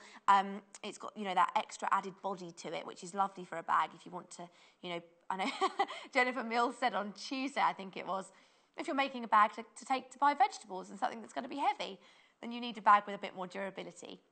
So these are really almost like little paintings on the fabric there with those dogs. They're very realistic rather than a more playful print, or almost like little photographs. But so you've got 1.5 meters of the beagle, and you've also got 0.5 meter of this bright orange teamed with that. And again, your pattern, your interlining, your wadding, and your thread. So SGGC 11, let's go over and meet Janis. I'm going to take a bag with me and a pattern. In fact, I'll take 2 bags. Janis, we're back. And we're doing another bag. Bags, don't we? We do love our bags. And Janis just let me in on a secret. We have a big bowl of sweets, don't we, in our reception when you come in, with fruit salads and blackjacks. And what did you have? What did you have, Janis? Blackjack. She was like, I'm going to have a black tongue. From the childhood. I always go for fruit salads, but whatever, no, I like you the licorice. I like the licorice, I do. So we're doing option B from this pattern. We're doing option B, and that's that bag as well. Which is this one here. B. So yes, this one that you can see made up on the desk with those curved panels on the front. And we're working with the beagle fabric. The beagle. And these are slightly thicker fabrics. I know we were just doing it with the laundry bag as well, but any more difficult to work with, or still fairly straightforward? Just simple fabrics to work with. But what I can't believe on this is how good the prints are. Aren't they getting better with the printing on these almost looks fabrics like a photograph now? I know, or a painting. it's so good. I'll just They're show you so close good. up. So it really is a good print. And you've got a little dog, Janis. I've got a Dodger. I call him Dodger. He's a little staffy, but he's old now, so he's 12. So he's really, you know, not very well now. So. Oh, really? Yeah, his back legs are going, and I think he's really deaf now as well. So, but no, he's lovely, doesn't he? Lots just of cuddles. part of the family, they aren't are. They are. Can't imagine. And he follows me everywhere. I think it's a staffy trait.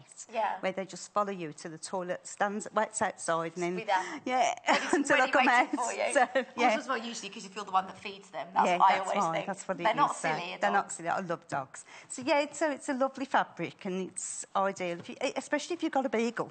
Absolutely. Ideal. Absolutely, to take this to dog walks or on classes or anything like that. And then you can take it to crufts. How do we start? Oh, yes. How do we start with this one? So what you do, you cut out, this one's the number 7, and that one's, the side panels are number 6s. So the first thing you do, you interface, that's the bottom, number 10, and you interface the bottom and you interface both sides of 6 and 7. And that was an iron-on interfacing. And that's an iron-on interfacing. And then you just join them, as okay. so. So that's all join in your bundle. Back. Did we have a question about the fabric, producer Hannah? Oh, the Chatham and Glyn fabric, this one. Yes, and it's, that's the mate, it's Chatham and Glyn, and it's, we had a question about that, and it's 100% cotton, so it's a linen look fabric. No, is this not a blend, though? No, this one is 100% cotton. So, although it is thicker, it's not a linen. It looks like it's a linen look. So, and then the first thing we do is make the pocket. Now, the pocket's the trickiest bit, really, but once I show them how to do it, it's not tricky at all. Anymore. So, number 9 is one of your pattern pieces for your pocket B. And what you have to do, you have to cut this out in the plain beagle fabric on the fold twice. So you get that on the fold, and then you put, so the side seams together, and that's one piece. Then you do the lining on that pocket. But where the tricky bit is here, on the actual pattern there, it says here, cut off the lining. Yeah. So rather than cut it, when I made it before, I explained it, the thing to do is just fold it in half, fold that in, and then what you do, you cut that on the fold. So you can go back and remake if you want to. So, and you'll be able to see all this. So you cut that on the fold. Yeah. And then when you've done that, you open it out. But then you've got the top,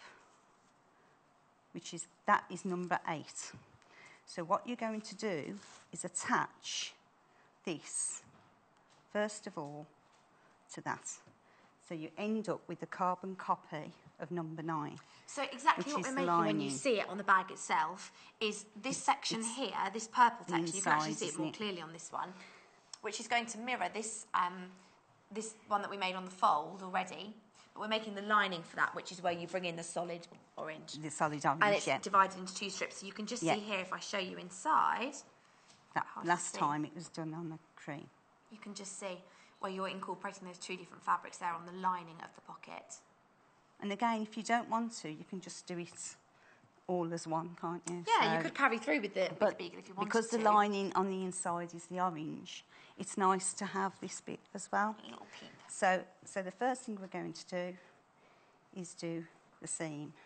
Okay. Down here. Pins in straight so that you can machine them.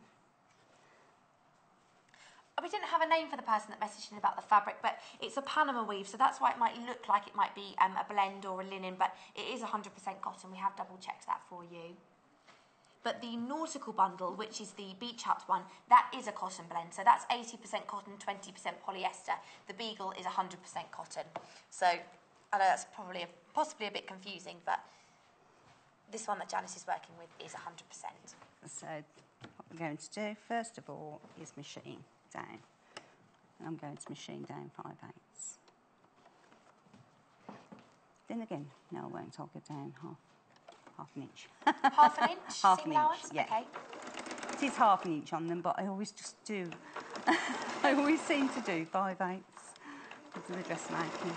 So now I will need the iron up so that we can press the... Sorry, I should have mentioned that before. Fine. I just did some ironing for Paul. I noticed. I noticed that. I thought... Got to earn your money. Yeah. I always get John as well doing it. And Natasha. Do a bit of ironing. Fine by me. You never want to do ironing. I call it a woman's torture, but there we go. Have you got the telly on or a film? It's not so bad. Yeah, that's so bad. But normally I take it out of the iron and I'm like... Go. I don't iron like I used to. You have to do it all. So, lots of clothes now are actually really... you don't have to, you know... They hang quite well. It depends on the fabric, obviously, but... I've never been able to understand the women and the men who can just not have to iron. I've always had to iron. Oh, yeah. No, if there are clothes that need ironing, then I would definitely do it. I wouldn't... And hand wash, I still hand wash a lot as well. Do you? Yeah. So we just press that both sides. Do it both sides to get a good finish. Yeah, it is on. It is on. The light wasn't on. So that's that. Okay. Voila. So then what we do, we attach it at the sides to our other seam. So again here, make sure your seams match. Always important to match your seams. So I always start with a pin going into both seams. So through the centre? Through the centre of the seam, yeah. So that we know it's going to exactly match. So in the Beagle Tote kit, you get 2 metres of fabric, you get 1.5 metres of the Beagle print, and you get 0.5 metre of that pumpkin orange.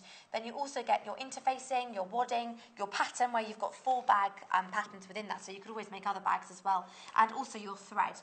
So everything you need, 33.45. And also then across the bottom of your screen is the Geo Blue Tote kit. So again, it's everything that I just mentioned, but with different fabrics. So you get 1.5 metres of the Geo Blue. This is the blue one. Let me pull it a bit closer.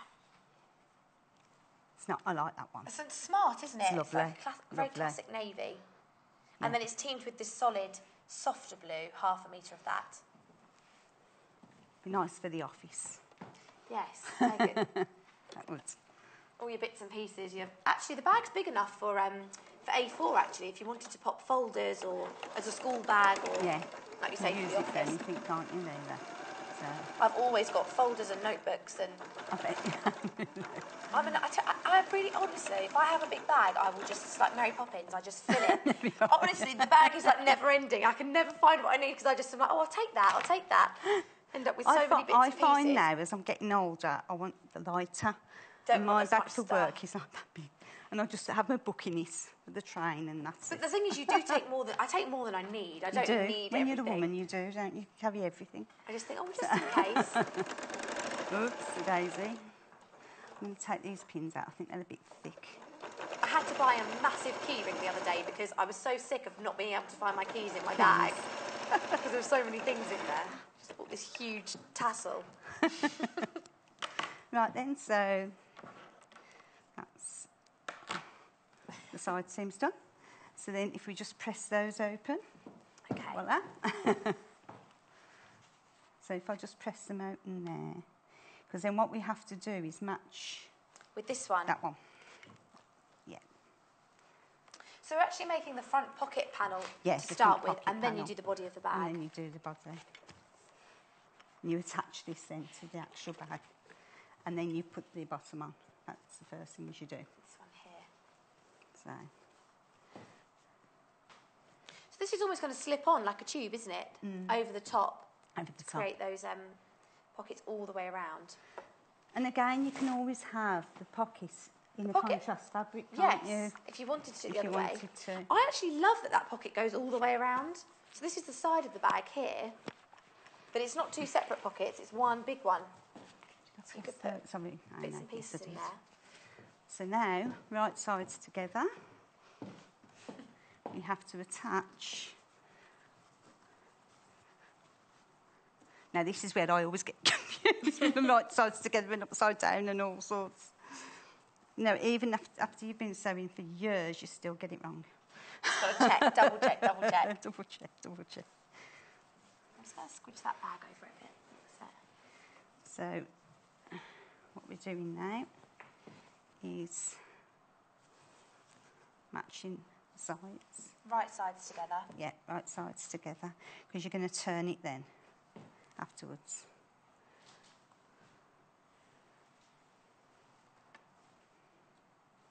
Just make sure that matches there.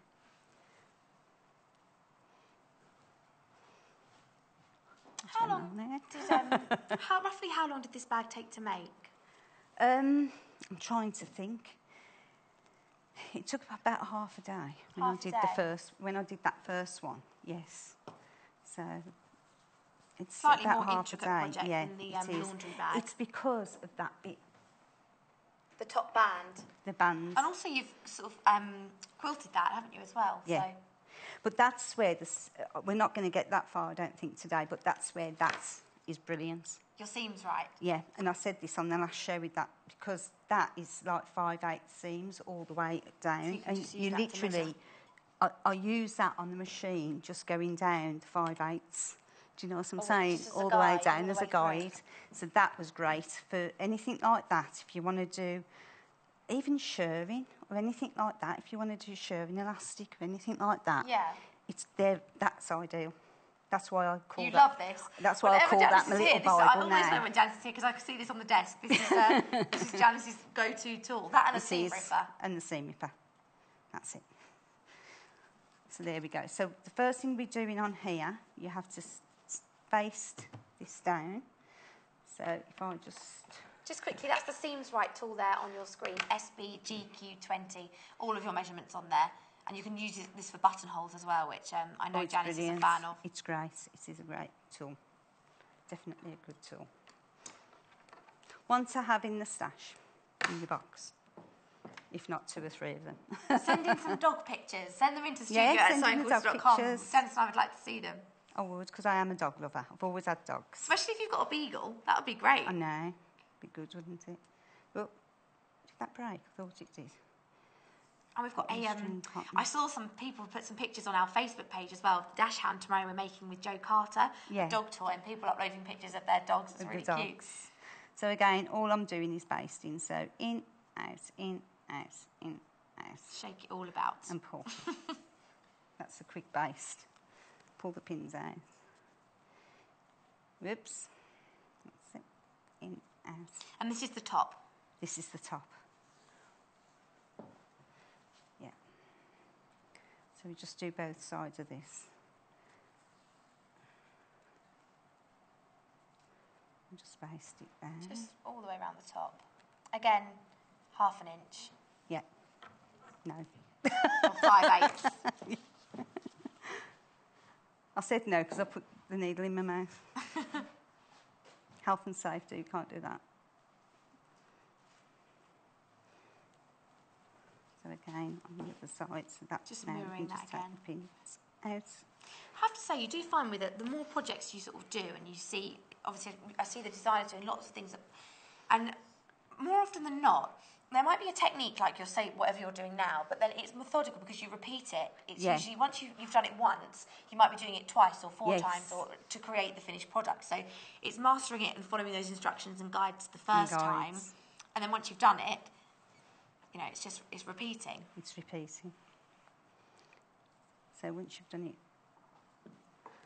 I'll tell you what I did the other day, though, on me. Oh, you know, I'm doing these bridesmaid dresses. Yes. Oh, I had an accident with the blood. With blood? Well, yeah, I cut my finger and, of course, went on the dress. A lot? No, luckily enough. And I managed, it was on the actual sash on the band. And I was able to make sure it went Could you get it on out? the inside. Yeah. Well, blood's difficult to get out anyway. They say, don't they? I can't believe I'm talking about this as well. What's going on this morning? But you're meant to use saliva because the enzyme that is in your saliva is supposed to get rid of. It reacts with your blood. So Yes. It only works with your saliva because with your blood. But supposedly that will get out the mark. So what we're going to do now? There are probably cheerier things to talk about this morning. So what we're going to do now is pin. We're going to machine all the way around the side there. Okay. Okay, so the first thing I'm going to do is match the seams again. So again, go through the middle. I'll just show that there if that's all right. Go through the middle into the other seam there. Just to make sure it matches. And then up. And then just stick a few pins in, and then we're going to machine. So this is the Beagle bundle. You get 2 meters of fabric, 1.5 meters of the Beagle dog fabric there, and then you get 1/2 meter of that orange you can see that Janis is working with for the detail. So that's 100% cotton, that fabric. You've also got your wadding, you've got your interfacing, the actual pattern itself that has 4 patterns in total, so this is only one of the 4, and your thread, SGGC11. And again, I'm using 1/4 inch seams. Now, we've also got a bundle with our beach hats one, so going back to those linen look fabrics. Now, this is a mix. This is a cotton blend. This is 80% cotton, 20% polyester. You get 1.5 meters of your beach hats, teamed with 1/2 meter of your solid blue. Sorry. And that's on the bottom of your screens there, and also you can see on that picture, SGGC11. There is actually another bag that we've made up using that fabric, which is taken from the pattern. We're doing bag B at the moment, but this is bag A from the pattern, which looks lovely in this fabric, and with that blue on the inside as well.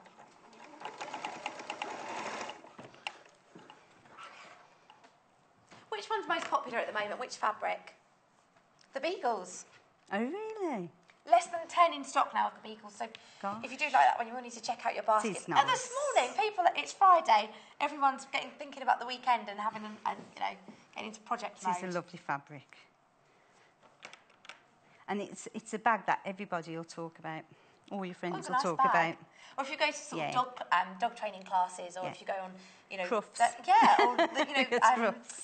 Sometimes they have walks, don't they, where all dogs of the same breed meet. They have meets, annual meets and things.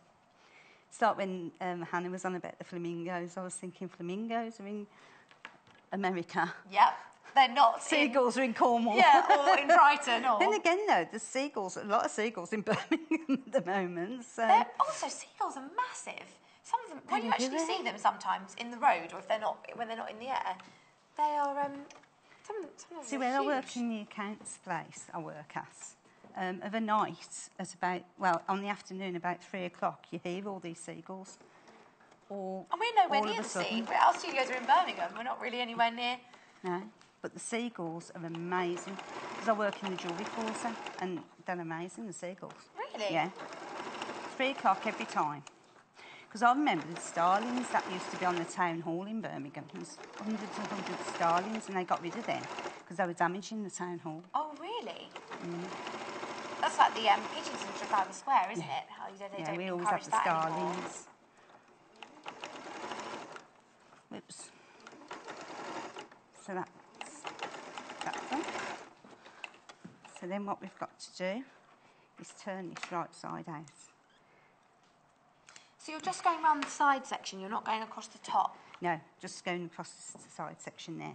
That's why we've actually basted that bit there. So we've sewn these side sections and just basting the top and then sewn the sides. And that's the same on this side too? Yeah, both sides. Here and here, and leaving that there. And leaving that there. So then we turn it right side out.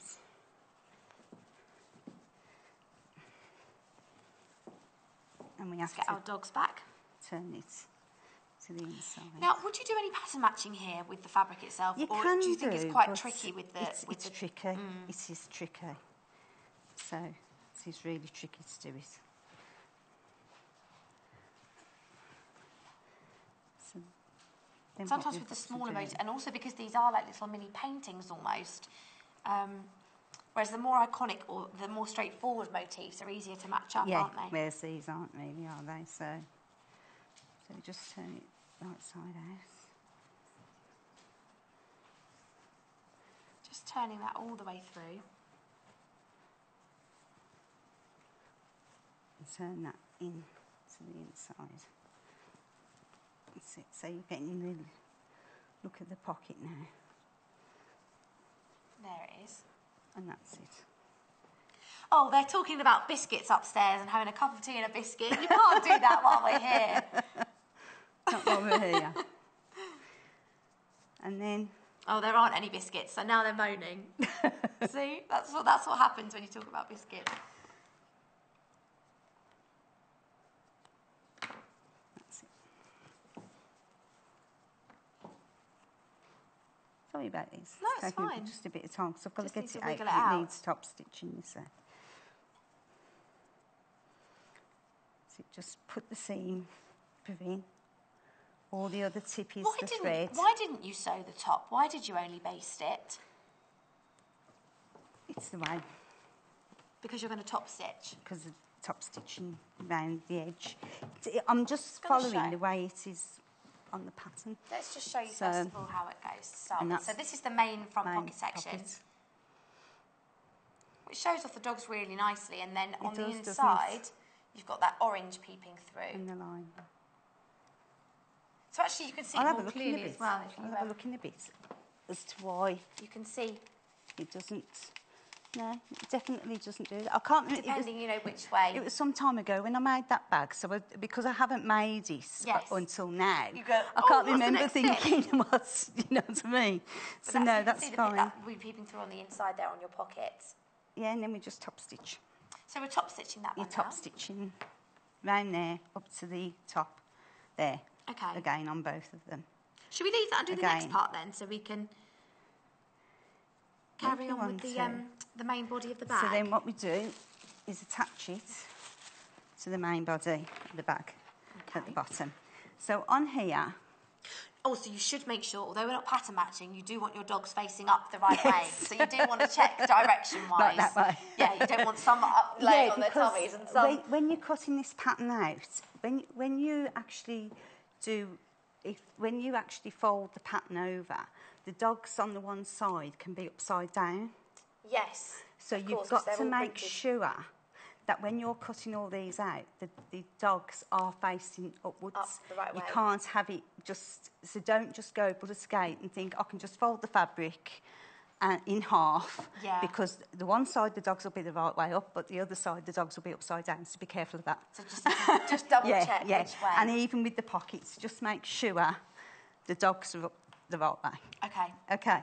Just before we carry on with that, we're just going to quickly look at the other bundles, so the other fabric Okay. options, and then we'll come back and start Okay. looking at putting the bag together. Lovely. And the handles and all of that Lovely. jazz. Okay. So, our options this morning, we've got 4 different fabric bundles. We'll start with the beagle, as that's been the most popular in this hour. So that's the dog fabric you've just seen from Janis. I don't want to ruin our floor manager's display. So you've got 1.5 meters of the beagle fabric. You've got 1/2 metre of the orange.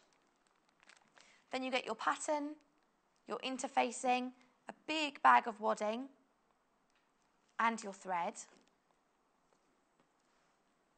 We're nearly single figures on that one now, so please do check out your baskets if you want that one today. SGGC 11. So the nautical one is the next most popular. So this one is this one is a mix. So this is a cotton mix, 80% cotton, 20% polyester. So you get 1.5 metres of the beach huts, and then you get 1/2 metre of the blue. Again, you get your thread, you get the interfacing and the pattern. And that's for the beach huts tote. And then we've got 2 geo options. So these are quite new fabrics here at Sewing Quarter. We've got this in 2 colourways. So I'll start with the darker one. This is the blue bundle. So you get 1.5 metres of this dark navy blue. This is a really smart bag, actually. Rather than it being more, you know, the beach huts and the beagles are perhaps slightly more playful. But these are a bit more sophisticated, maybe a little bit more grown up. PPGC05. You also get the you get 1/2 metre of the blue solid, light blue solid. And then again, your pattern, your interfacing, your wadding and your thread. And our last option is another geo, and this is in a lighter, sort of a bluey grey. It's got tones of both in there. You can definitely see hues of blue. It's being called grey, but it's there's definitely a hint of blue in that, particularly when it's teamed with that solid blue. Again, you get your pattern, your interfacing. I think you get the idea of what's in those kits this morning. SSGC 58. Only 7 of that bundle left, so if you do like that one, please do check that one out now. Remember, you can do it on the website. If you go to the live feed of today's show, just underneath, if you scroll down, there's a shopping list of everything you can buy from this morning's show, and you can check out your basket that way. Or you can give the call centre a ring, 0800 112 4433. And they're a UK-based call centre, so they'll be happy to answer any questions you might have. And if you're not sure maybe what the bundles are called and you just want to describe the fabric, they can do that for you. So those are our 4 options this morning. You've got beach huts, you've got beagles, and your 2 geos in the blue and grey, and all of those coming with your pattern, your interfacing, your thread, your wadding, and 2 metres of fabric. So a nice big delivery for you today. So let's go back to Janis. We're carrying on with our bag now. We've just done that central section. If you've just tuned in this morning, and we're doing, from this pattern, there are 4 bags, and we're doing pattern B, which is this bag here you can see with the curvy pockets on the front. But these are the 4 different bag options. I think you can see more clearly if we look at those diagrams on the back with those different shapes. And we're doing B today, which is this one here.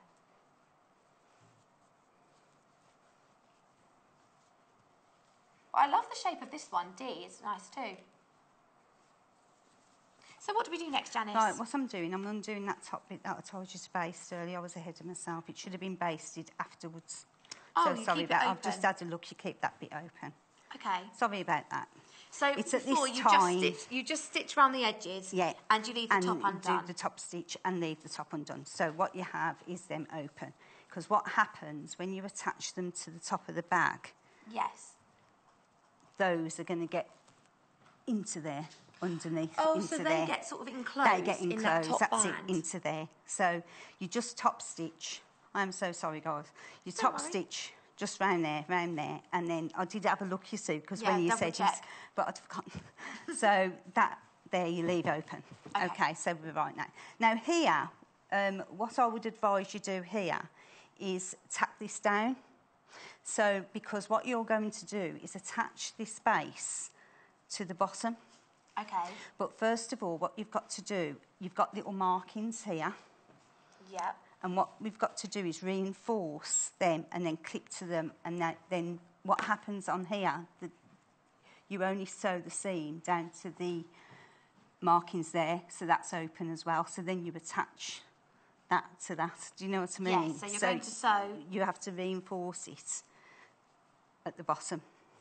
And how do we do that? You're going to stitch all the way around the bottom? You have to do it there. So the pocket section. No, all you do is, on there, you just go across. I won't do it to all of them, I'll just do it to this one.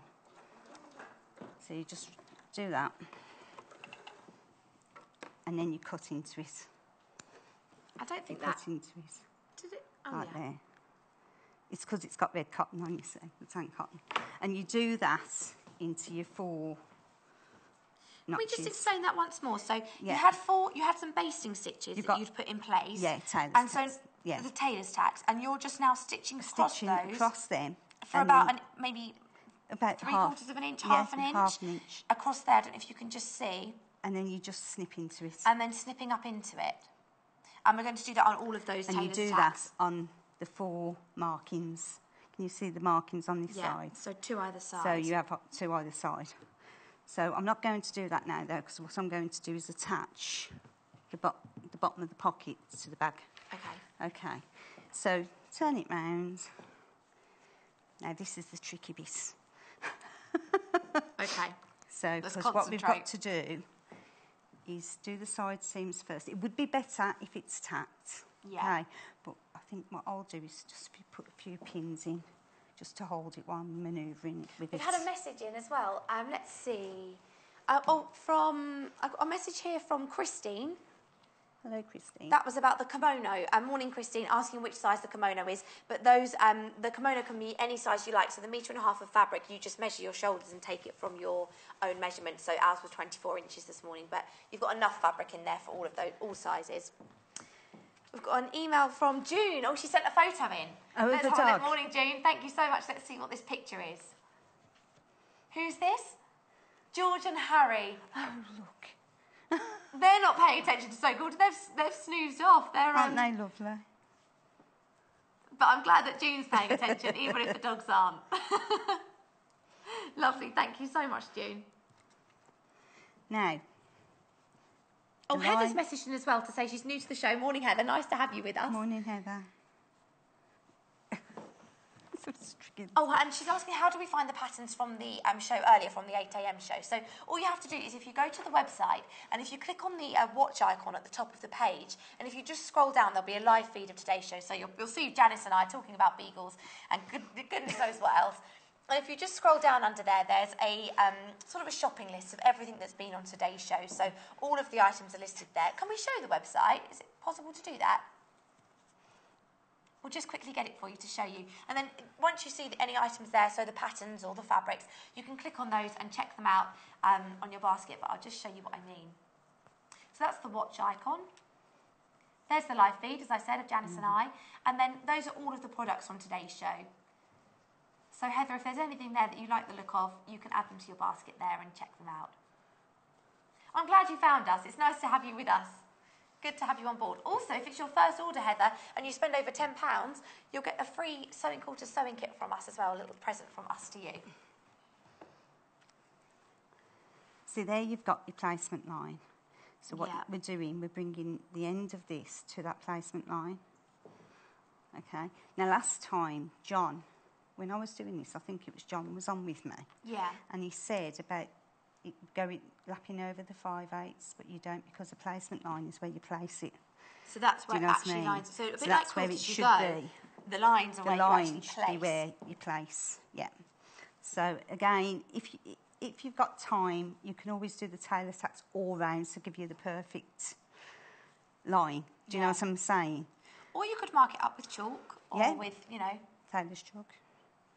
That's it. So I'm just sticking the pin in without hurting myself. So at this stage, we're attaching the pocket panel to the main body of the bag, and you're using those tailor's tacks as a placement line for the bottom of the pocket, and then we can turn that in to give you that nice crisp sort of pocket. The other thing you've got to remember on this, there's no actual side seam, because you know, like normally you'd put the side seam to the side seam. There isn't a side seam on this bag because of the panel. So what I would do if I was you is arrange for that side seam on the actual pocket to be into the middle. Can I as much as you can on the... So here you can see the side seam on the... This is the pocket here. So you've got that seam in the middle of that. And then the side section is actually a panel, which you can see here. So just getting that pocket central line, when you're folding that back, that's going to sit in the middle of that side panel. So you end up with this line here, dividing through that central side panel. Okay. I don't know if you can see that line. Carry on pinning. Quite difficult to see. Because your markings will match up with the markings here. Yeah. Can you see what I'm doing there? You're just using it as a placement line. Yeah, for the line up. for the place-up line. I would be tempted to just draw a line all the way around the bottom. Yeah, you can do. Either, you know. Can I just show as well? I think we just missed that just before you pin that one. Yeah. So where you've got tailor's tacks here on the bag, you can just see that That's there. your placement line. Then this is your pocket, and that's your placement line for the edge of this bottom section. So you're just Janis is just pinning that along onto that line. Okay. Okay. And then we're going to sew it, of course, afterwards. So just line up the two. It's a bit tricky because you've got the lining. Like I say, if you've got it tacked, this would be right edge to edge. You with me? So you wouldn't interface the pocket panel. You only interface the body of the you bag. only do the body of the bag, like you say. Yeah, you don't do the pocket panel because you don't need to. Because if you think about it, you've got double the thickness anyway. So it stands quite rigid anyway. So it's quite rigid anyway. Yeah. And what would the wadding be for then? Where do we use the wadding? It's optional. It's optional. It's optional whether you want a wadded bag or it's optional. So you could put wadding in the main bag if you wanted to. Well, you do or line the handles, even just comfy. You'd have it within the lining, wouldn't you, on this? So, yeah. Or even just if you wanted to go for a softer handle, I always think a little bit of wadding's nice. Yeah. Or you could even just do that top panel that you're going to, if you wanted to quilt it. If you wanted to do that. Yeah. So again, up there. We're nearly there now. Pinning all the way round. This is the trickiest bit. This is why I wanted to cover this, because it is the most awkward. And then you're back on that placement line. And that should be in the middle. We've got about 10 minutes, so we've still got some time. That's it. Pop that there, in the middle. This bundle is the Beagle bundle, so you've got a metre and a half of the dog fabric, and then you get half a metre of that bright orange as well, which is going to peep through in your pockets in that sort of lining. So then we're going to very low on stock on this bundle, so you do need to check out your baskets. The other bundle is the Beach Huts one, but that's on the bottom of your screens at the moment. And the picture, we've got a picture. There it is. So what I'm going to That's do... the next most popular. Sorry, Janis. I was going to take that off, but I don't think I will. I don't think it needs it. So again, tricky bits. Just make sure you don't catch in the bottom and you're getting the top to the end. So now we're actually, where we've pinned, we're now attaching at that placement line. At the placement line. Okay. That's it. And we're just going to machine. And again, I always start on a middle seam. Why is that? I do. I always start on a middle seam because of the top stitching, with the going forwards and backwards as well. I always just line it up and start in the middle. Where you've got I don't know. Just a habit. It's a habit.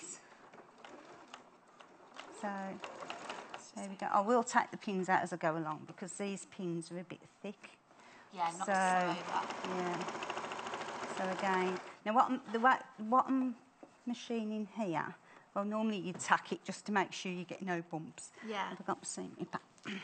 So this is where your seam ripper comes in. Just going to feed it through. Feed it through nicely, hopefully. There's quite a lot of layers of fabric by this point, actually, isn't it? It's sort of, you're interfacing, you've got the body of the bag, and you've got 2 layers of pocket. It is. So it's quite a lot. Quite a lot to it, isn't there? So, and you just keep checking underneath that you don't go and sew over it. Move it. Have you made anything yet yourself? Well, have you had to go now? Yeah, everyone here at Sewing Corner had to do a block to make it. I don't know if it's being made into a quilt. I'm imagining it is. I haven't seen it yet. So I did a block for that, which was the first thing I'd ever done. Ever made. And did I tell you about this or no? No. Well, I did an S and a Q in did you? a reverse applique. I thought, Yeah. I'll give that a try. And I actually did it in reverse, so the Q was completely back to front, and it took so long, and it had to be in by a certain date. And I thought, well, I haven't got time to do it again. So my one, if you do see the finished quilt, mine will be the one with the back to front Q. So that whole thing about check twice is that's a lesson that I needed to actually put into practice. But yeah, no, that's my faux pas, my sewing faux pas. I'm going to pretend it was a design feature that I did on purpose. It was meant to be back to front. There are some amazing ones. Honestly, some of the people that obviously work here and who work in our offices and things are just so talented. Neil did a great one, didn't he? Yeah, he did it for a man. Don't let Paul Clarke hear you say that, Janis. No, isn't. No. I like Paul. Oh, he's lovely. Isn't he? Just so calm as well. It's just so a really lovely energy about him. Nothing like me. I do everything full as a gate. I always have done. Even patience is my thing. That's why I know that happened, because I don't always give myself enough time to do things. I cram in too much in a day to do, and I think, oh, I must do it, and I don't want to. I always want to do everything and I always want to do everything, and then I end up stitching myself up, literally stitching myself up. I'm just hoping this hasn't caught underneath. Better not have done. This is the trickiest bit, I must admit. That's why I did the pocket, because I thought, That's the bit to show. We just did a nice sort of basic beginner's kimono. It's quite nice to do some of the trickier bits. That was nice, that was, wasn't it? It was so straightforward. I couldn't believe how quickly it sort of came together. It came together. That's it. There now. We're there. Okay. So again...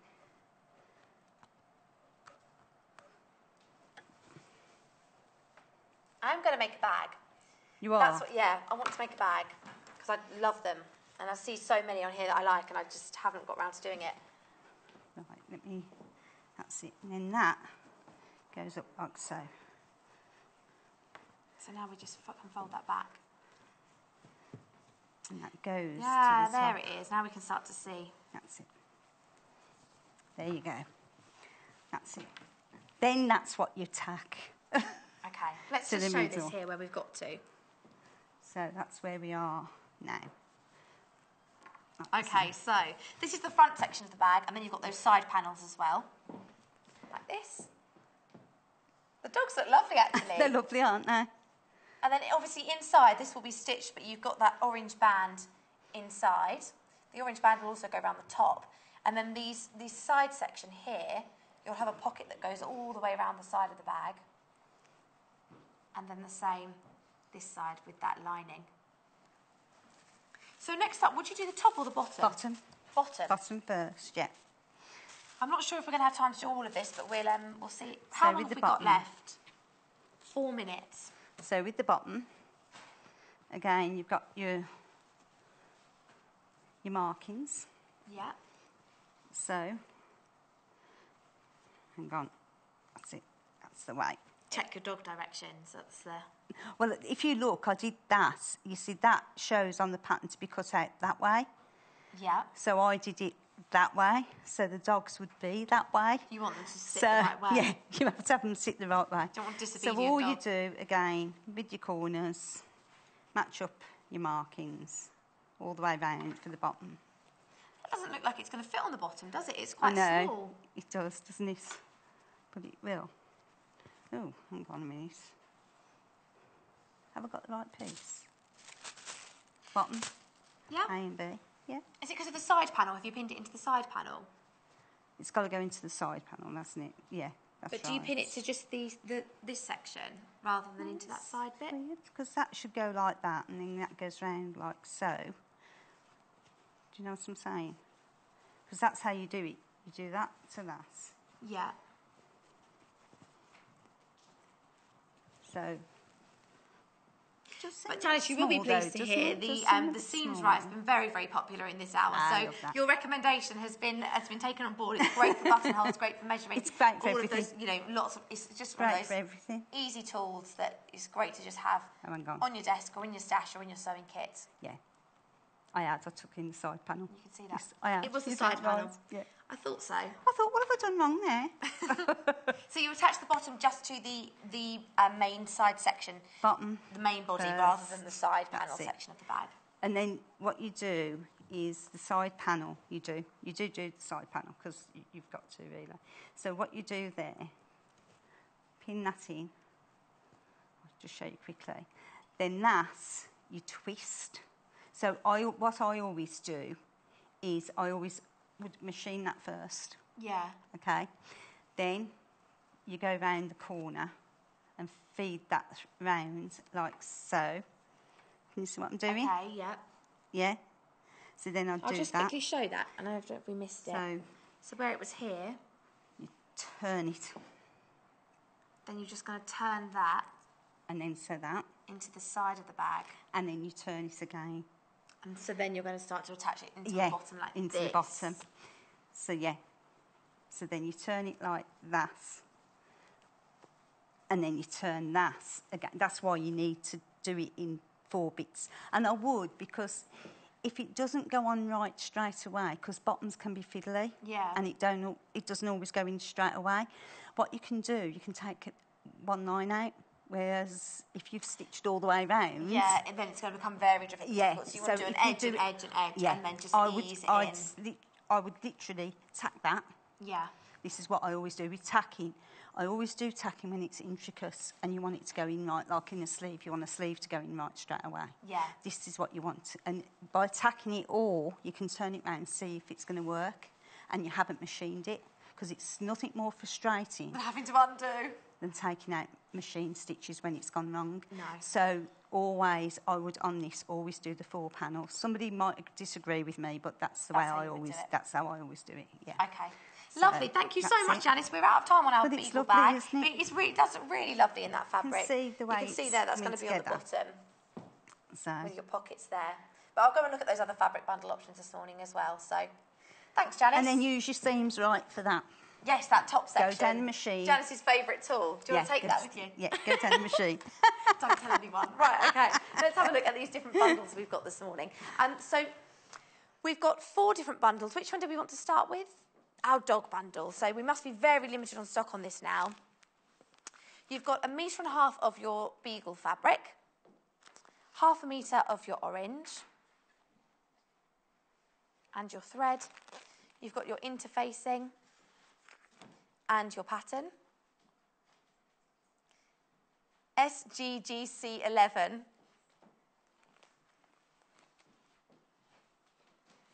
So that's the beagle tote. That's our first option. The second option is our beach huts. So again, you get 1.5 meters of beach huts on the linen look fabric. So that's that lovely sandy colour background. 1.5 meters of that. Then you get 0.5 meter of your blue. You've got your thread. You've got the pattern. Let's just move that in. And you've got your interfacing as well.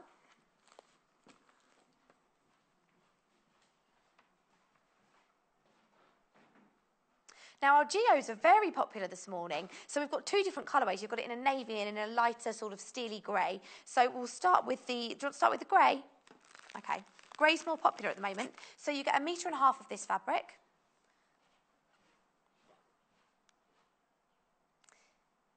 Oh, we've only got 4 of this one left in stock, so you will need to check out your baskets on that. And it's teamed with...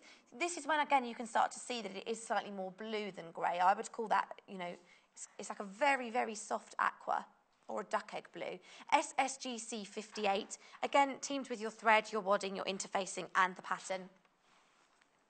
We've made the A and B bags. I'd like to see the C and D bags as well, actually. If anyone does choose to make those from the pattern, make sure you share those with us. And then finally is the darker geo. So we've got this 1.5 meters of fabric in the dark navy geo.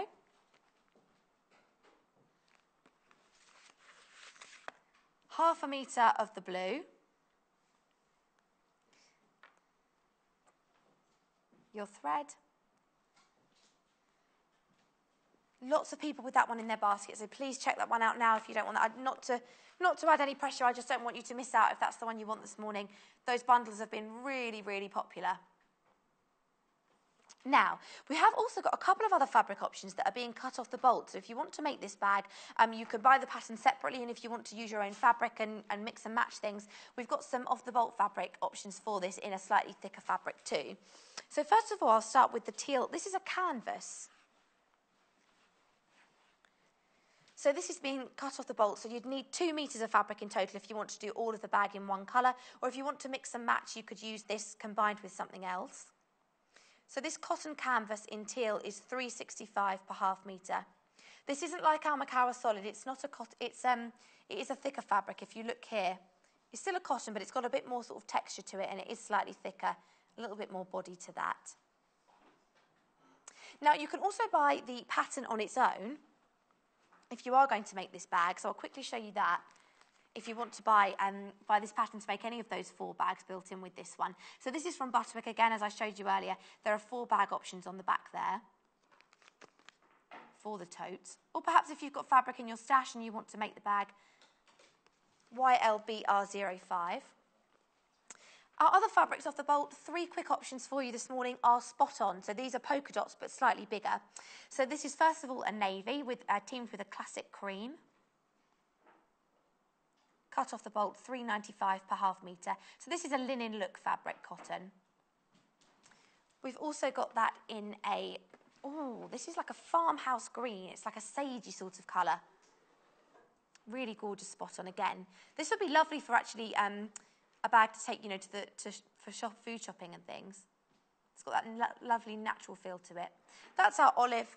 And finally, this is a sort of coffee colour, maybe a mocha type colour there.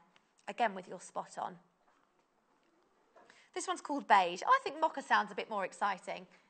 £3.95 per half metre, JYJQ30. So those 4 options this morning, if you want to make the bag, you'll need 2 metres of fabric. We just wanted to give you some other fabric options for those. So we've had totes fun this morning with that bag in that hour. And Paul is back in the next hour. I've been waiting for this all morning. Really excited to share this with you. It's a little mini-me shirt, so like the shirt Paul made on Monday, but for small people. So don't go anywhere. We'll see you in 3 minutes. Follow us on Twitter for more inspiration, top tips, news, and share your own creations with us.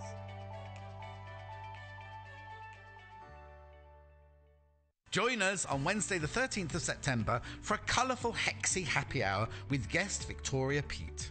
English paper piecing dab hand Victoria lets no piece of fabric go to waste. With her steady hand and her keen eye for colour, she turns her offcuts into gorgeous EPP creations. Well, now we've armed Victoria with a stack of hexes and some of our finest fabrics, including prints from the popular Botanica range, as well as some gems from Tilda's Harvest collection. Alongside host Natasha McCarty, she'll bring you an EPP demonstration that's bound to give you the piecing bug. So tune in at 9 a.m. on Wednesday the 13th of September for an hour of Hexy fun with Victoria Peat. Only on Sewing Quarter, Freeview Channel 78. The Sewing Quarter website is simple and easy to use. You can view a live broadcast of the show on our homepage. Get instant access to our online shop, which has a wide range of wonderful products for you to choose from. You can also enjoy a selection of projects and guides which we have on offer to help you enhance your skills and gain valuable tips. Watch the live shows and you can buy the product which is currently being shown on air. You can even message the studio to ask our presenters or team any questions you might have. Below, you'll find all the products from today's show for you to look at and purchase. On the right of the screen, next to today's products, you will find our simple program guide listing all upcoming shows. So, join us today at sewingquarter.com. This Monday, Jane Alcock joins us for 2 shows aimed at helping us improve our quilting technique. Jane will launch this quilting quest by bringing the seaside to the studio. Using some gorgeous fabrics in a marine colour palette, she'll create an origami boat quilt block. She'll go on to make a striking rainbow pyramid quilt as featured in Emma Jean Jansen's By the Bundle book. These stunning blocks with their bold colours and clean lines incorporate contemporary designs with traditional techniques. And with Jane's expert guidance, making them at home will be easier than you think. So tune in on Monday the 11th of September at 8 a.m. and 10 a.m. and quilt along with Jane, only on Sewing Quarter, Freeview Channel 78.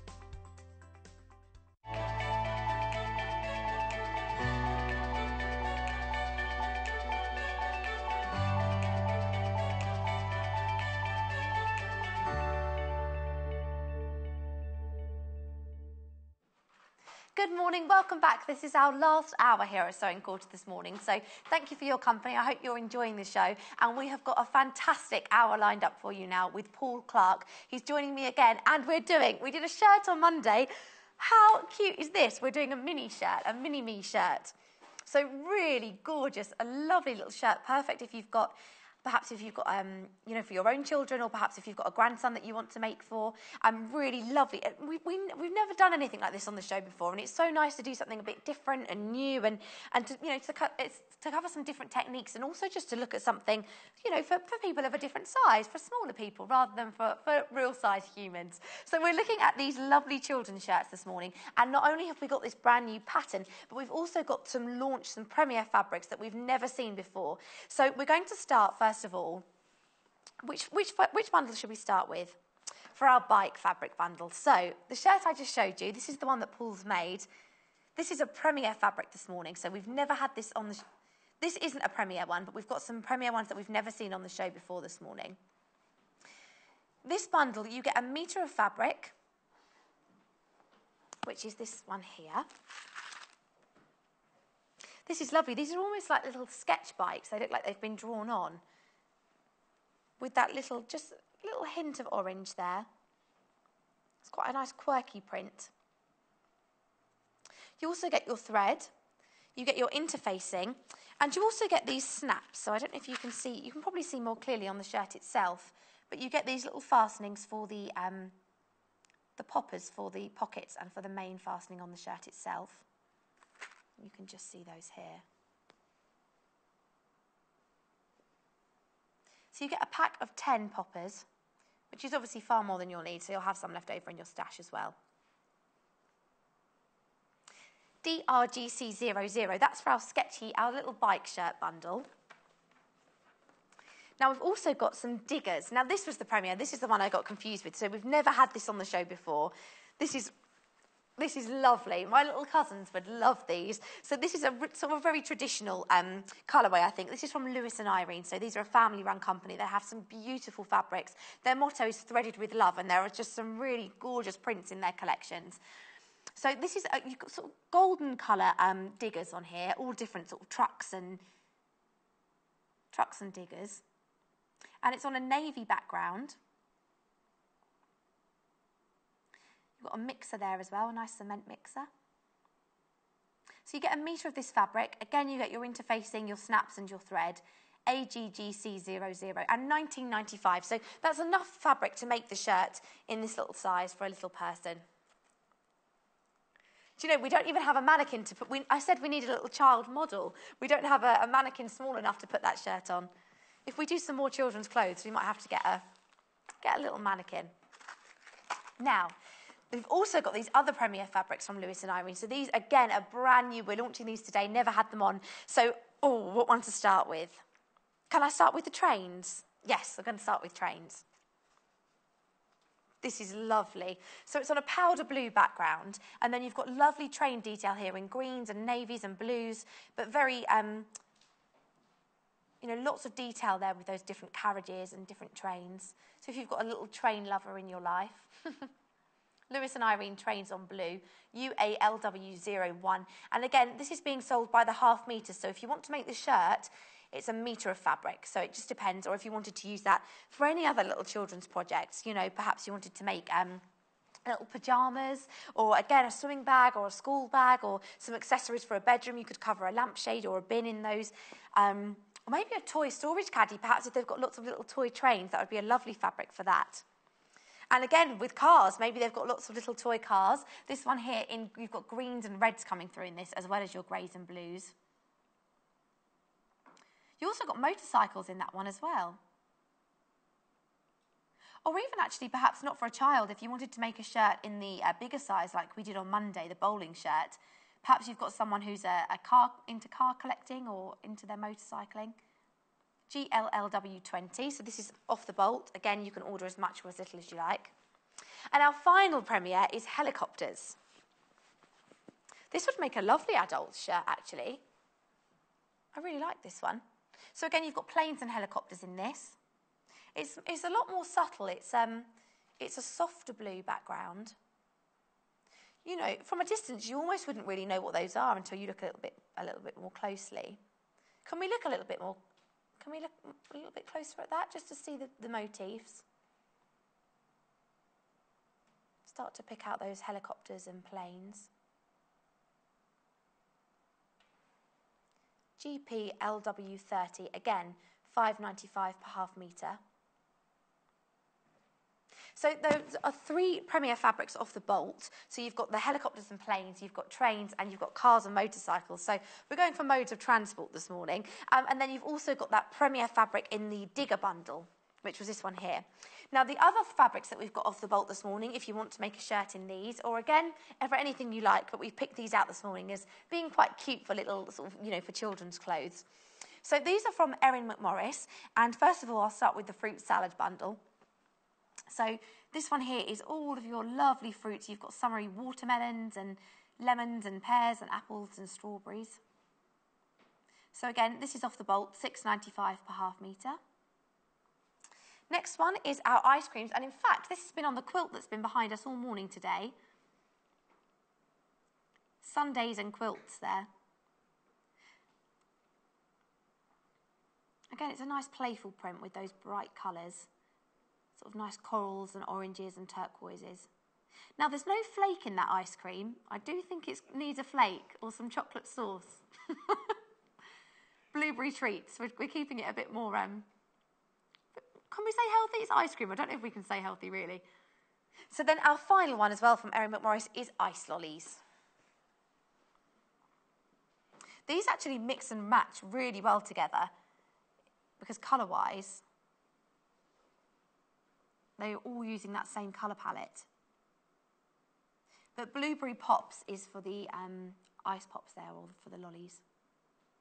SVRW93. So we've got 6 different fabrics off the bolt there for you, 3 of them brand new this morning, and 2 bundle options, and the diggers is going really quickly. This is a brand new one that we've never seen on the show before. So if you do like this one, please do check out your baskets. Everything there to make this little mini shirt, which has already been moved to the table so I can go straight over to Paul. Let's have a look. Oh, I'm looking forward to this. This is lovely. Again. Yes. And you've changed your shirt again? Yes, well, it's got vehicles on it. So you're going to tie in? I've got trucks, I've got diggers, I've got trucks. I just said to Paul, do you have lots of shirts, Paul? Because he changes them in between every hour. I love it. One or two. You have 1 or 2 Yeah. that you've made? Yes. So the pattern for this, where did this one come from? This wasn't from an actual pattern, this is from a book. No, it's from the Home Sewn Nursery book. Okay. So this is taken from this book from Tina Barrett. And the shirt we did on Monday was obviously a pattern. And it's the same pattern for the one you're wearing, the bowling shirt. And this one here, let's just find it, is a little military shirt. Have you made anyone this small before? No, well, not that small. No, I made one for probably about an 8-year-old, so scaling down even more. Not quite that tiny. But all of your instructions here in the book for the shirt. And so what age range can we make this for this morning? I think this goes from 6 months up to about 3 years. Yes, spot on, 6 months to 3 years. So, so depending on, you know, how old the child is, whatever size you want to make.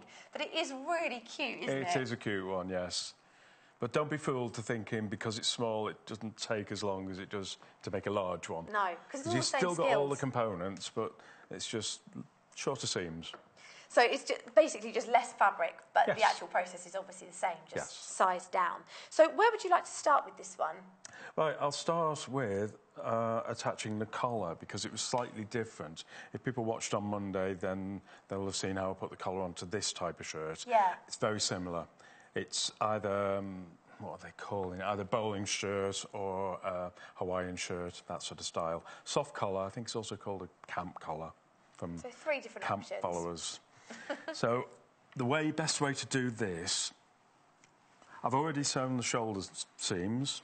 Too many S's in that sentence. So it gives you your neckline then for putting the collar in. So best thing to do first, prepare all your pieces. Got all the bits cut out. The front piece on both sides, you want to double fold and then press. So double fold it to the inside and press. So this is making the facing for the buttons? This is for the button band and the buttonhole, or the press studs as we get on this one. So fold it once, fold it again, and press that. Give it a good press because you want that to stay, and I've done the same on the other side.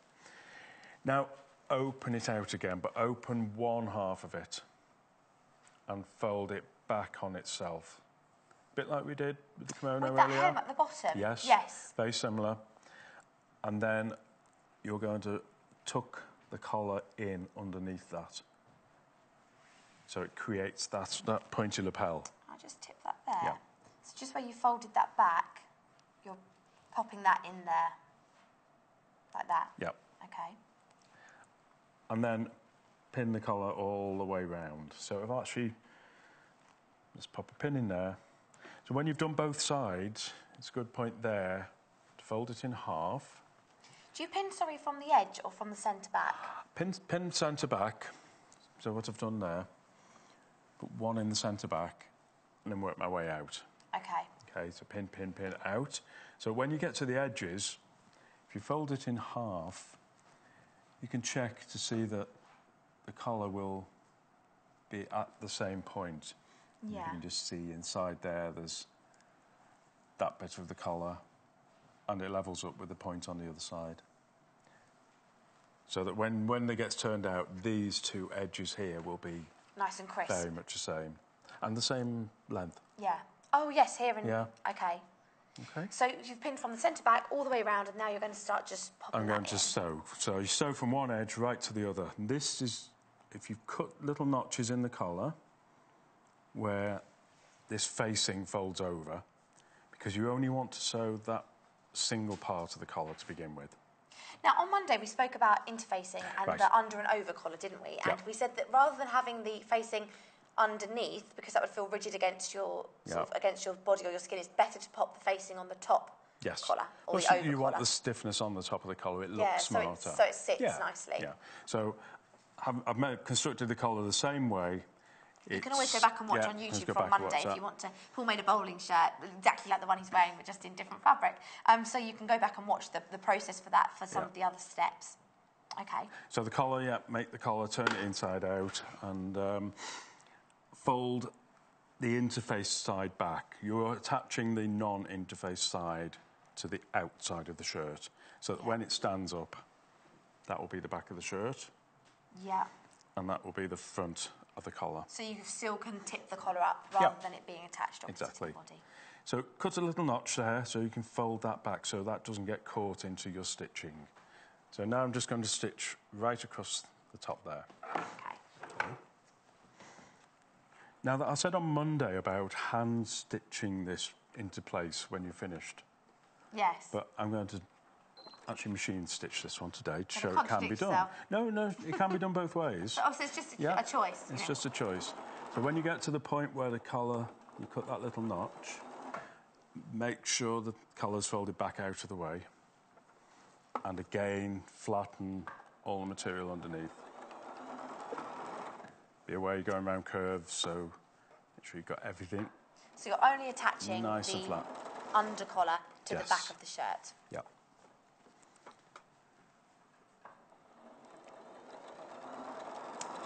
Along, careful of the curve. Would you always say the collar's the trickier part on a shirt? Yes, because once the collar's on, it's really just a bit of seaming, You're side kinda seams, side seams, and some people get a bit flustered with buttonholes. So, whatever your worst nightmare is. I know somebody who, when he does shirts, he'll put the collar on, and then he'll do the buttonhole straight away because he doesn't like leaving them till the last minute. Oh, really? Just wants to get that that bit bit done. done. Get them out of the way. I don't like doing them. It's always like eating the worst bit if you do it Yes. first. Just get that bit done and then... Threads come out. I'm in trouble with this machine today. That's all right, we can go. I can quickly show these new fabrics while you do that. Yep. So we've got 3 Premier fabrics this morning in this hour, so perfect for the children's shirt, but also just for any general projects that you might have in mind. Now, these are Lewis and Irene fabrics. These are brand new. We've never had them on before. So I'll show you, first of all, which one's most popular at the moment? Cars and motorcycles, very popular. Because this really doesn't have to be for children. You know, this is... I don't know, would John Scott go for a shirt in this? I think he might, you know. Or if you collect cars and, you know, you could make a lovely little wash bag out of that as a gift. Or a tie even, or maybe a bow tie. That would be quite quirky and fun. But again, you could do different household things, you know, storage bins or storage caddies like we did in that first hour. If you wanted to make a laundry bag for, you know, for a child's bedroom, or lots of different options. But the Cars is the most popular at the moment, GLLW20, and that's being cut off the bolt. And the lovely thing about those fabrics that we cut for you is that they arrive in a sewing quarter box like this. So, and they're all wrapped up really beautifully in tissue paper inside, and you get a little sticker on there. So those are cut off the bolts. You know, you can have as much or as little as you like, and you get that delivered like this. Now, next most popular is our planes and helicopters. This is on a very soft blue background, a baby blue. Again, with your planes and helicopters. Again, this is from Lewis and Irene, GPLW30. Again, I really don't think that's restricted to children's projects. That could be for all sorts of things. I'd like one in that. Would you? Yes, quite like a shirt I'd in wear that. I really like the background colour. It's just a very soft blue, isn't it? Yes. It's quite subtle. Beautiful. And then the last one is a slightly bolder option. This is a cornflower blue with trains and got different carriages and things on here. It always surprises me, actually, how many adults are really into trains. As not just train sets as a collection, but, you know, going in different steam trains and... UALW01, $5.95. I actually did some filming for one of the big train companies, and I had to go down on the tracks, like next to the trains. Wow. And I know this sounds like a really obvious thing to say, but they are so big. When you stand down on the, you know, like the size of the wheel is just the height of the train is huge. You know, they really are massive. The big beasts. Yeah, they are. Big beasts. And I went into the carriage with the, you know, they were like, "Oh, do you want to drive the train?" And I was like, "I don't think I should be driving the train. I'm just meant to be talking about them." But yeah, so those are our 3 new fabric options this morning. And then this is a brand new one as well, the diggers that Paul's working with. This is in a bundle, so it comes with your interfacing, with your thread, and also you've got the poppers in there as well, the little buttons. And that, again, is a brand new one from Lewis and Irene, $19.95, AGGC00. So, Paul, we managed to get the thread back. We got the machine working again, yes. Good. And you just attached... Thread just came out, so we stitched all the way around there. So I'm hoping it's caught everywhere. Yeah. So now the turning out. So you've just stitched all the way around there. The bottom of the undercollar to the back of the shirt. So now the turning out. So this creates the lapel. You should clip that edge. Clip the corner off there.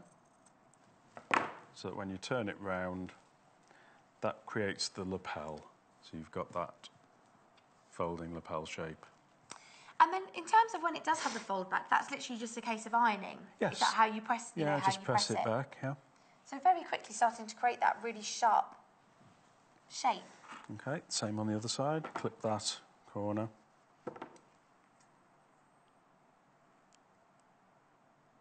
Oh, we've had a picture sent in from Tracy, and of her grandson. She's made a lovely little shirt for her grandson. We've just got to check. Do you mind us showing, if you could just let us know if you're OK for us to show that on air or not? We'd love to show it, but we need to check, obviously, with children, if we're all right to show the picture. So just let us know. OK, so we need the ironing mat out now. I'm just going to try and move this off the cutting mat.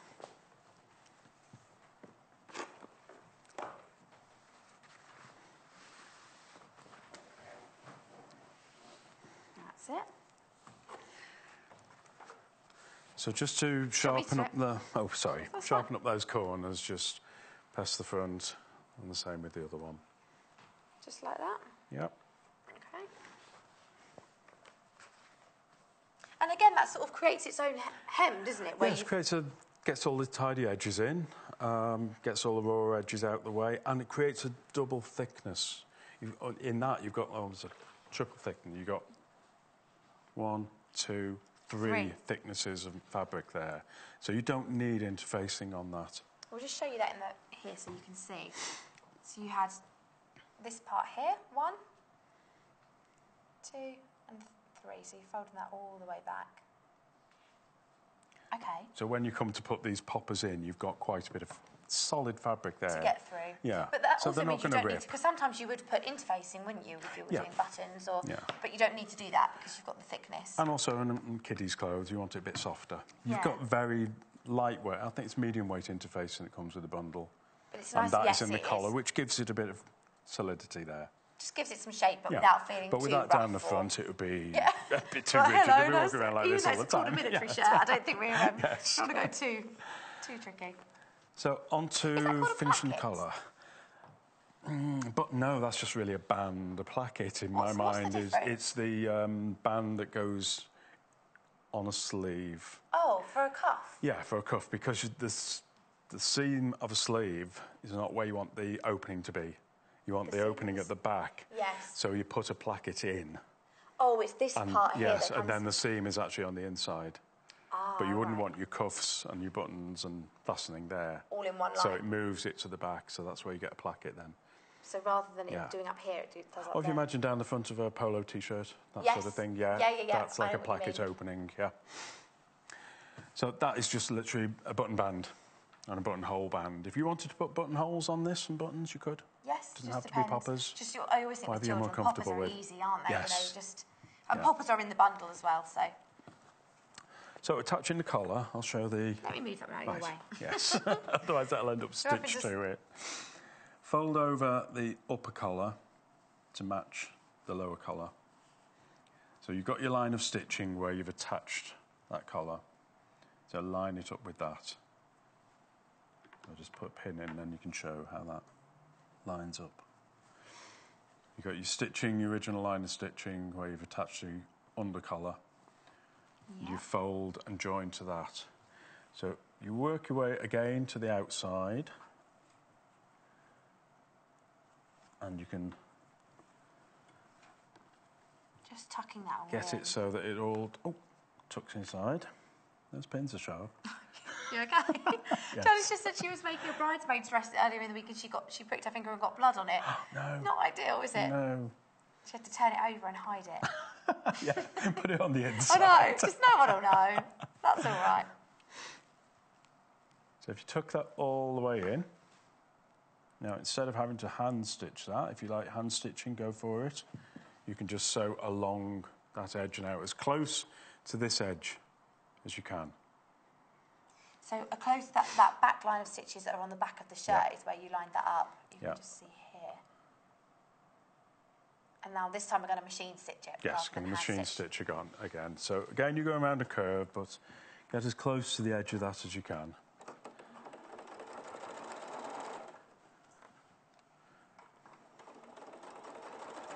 Those other new fabrics this morning, I was just thinking what other children's clothes you could do a little waistcoat, couldn't you? Or that would be quite smart.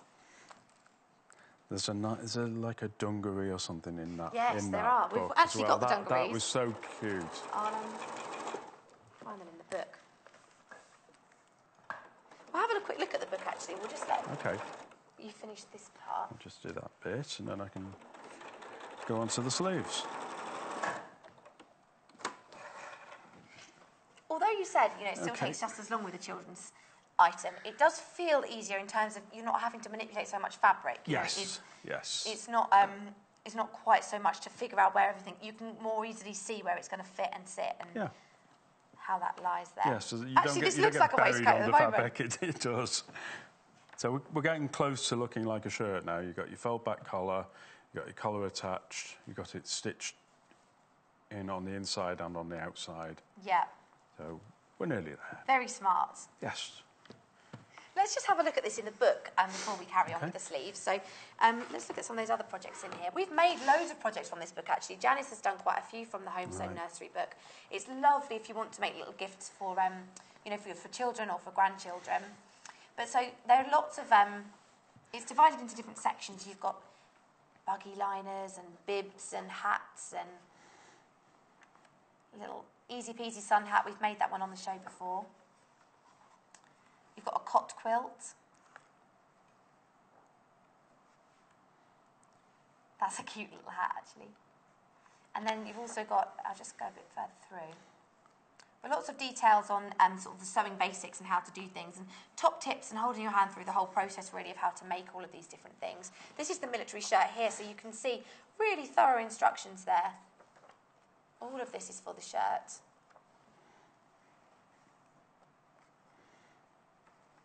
So you could do that in the digger fabric if you like this morning. That's the bundle on the bottom of your screens. But the pattern is taken from this book. You've got lovely, cute little baby shoes. And you've got, the Japanese doll sundress. I think we've done that one as well. We've made these bold. We've done loads from this book, actually. The more I go through it, the more we see. The dungarees I've got right here. We've made these. Yes, they look so these cute. These are cute, aren't they? I wish these were big enough for me to wear. I mean, I get to wear kimonos, but I'd love to wear a little pair of dungarees. These are really I'll scale cute. it up for you come next on, time. What can you do next time? Maybe some dungarees. But these are taken from the book as well. With your little pockets. But these would look lovely in the trains or planes. Yes. As well. You could just obviously have a very different feel to them in those different fabrics. But all of these are in the book. And again, you've got a folder at the back with all of your patterns here. It's sort of got a wallet fitted into it. So nice colour patterns.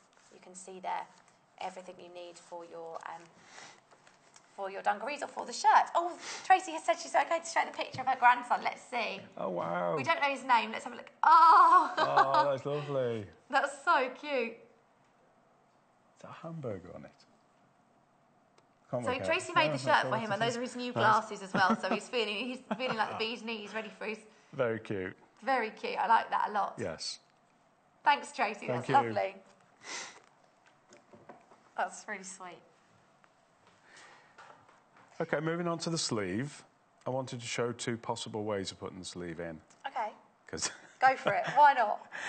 I'm not a big fan of gathering at the top of a sleeve. And that's what's on this one, and that's what I've done on this one, because I've never been, I'd say, good at getting it even. I think if I took more time over it, I would get it even. The sleeve is far too big to fit into the sleeve hole as it is, so it does need gathering in some way. So pin it at the centre, pin it at the ends, and then running stitch around the top, as I've done there. And then you pull it to gather it up, and then you can make it fit that gap. Was your running stitch just through the sleeve part of the fabric? It wasn't attaching the two? It was just through the head. Oh, just the sleeve. Only through just the sleeve just through head the sleeve head. The other way, I've sort of changed the way you could do it. Put a little dart in the top of the sleeve. Get rid of all the excess, so that when you attach it in, you almost have like a little shoulder. It doesn't have to be as pointy as that, but once you've sewn it in, it's just like one gather at the top. Yeah. Instead of lots of gathers. It could look a little bit uneven.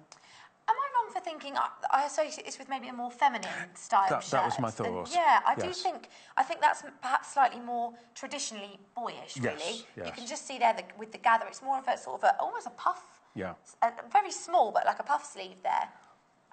Or you could do like a box pleat at the top. And just to get rid of that just to get that one fold, that one pleat. I mean, I guess you could just cut the sleeve to the same size as well. You could, but I think that what that would do then is you wouldn't have as much material in the arm itself, in the sleeve itself. So it could be a little bit tight. In these shirts, you get away with it because they're loose fit. Yeah. But in some shirts, it's the way that the sleeve head is actually cut.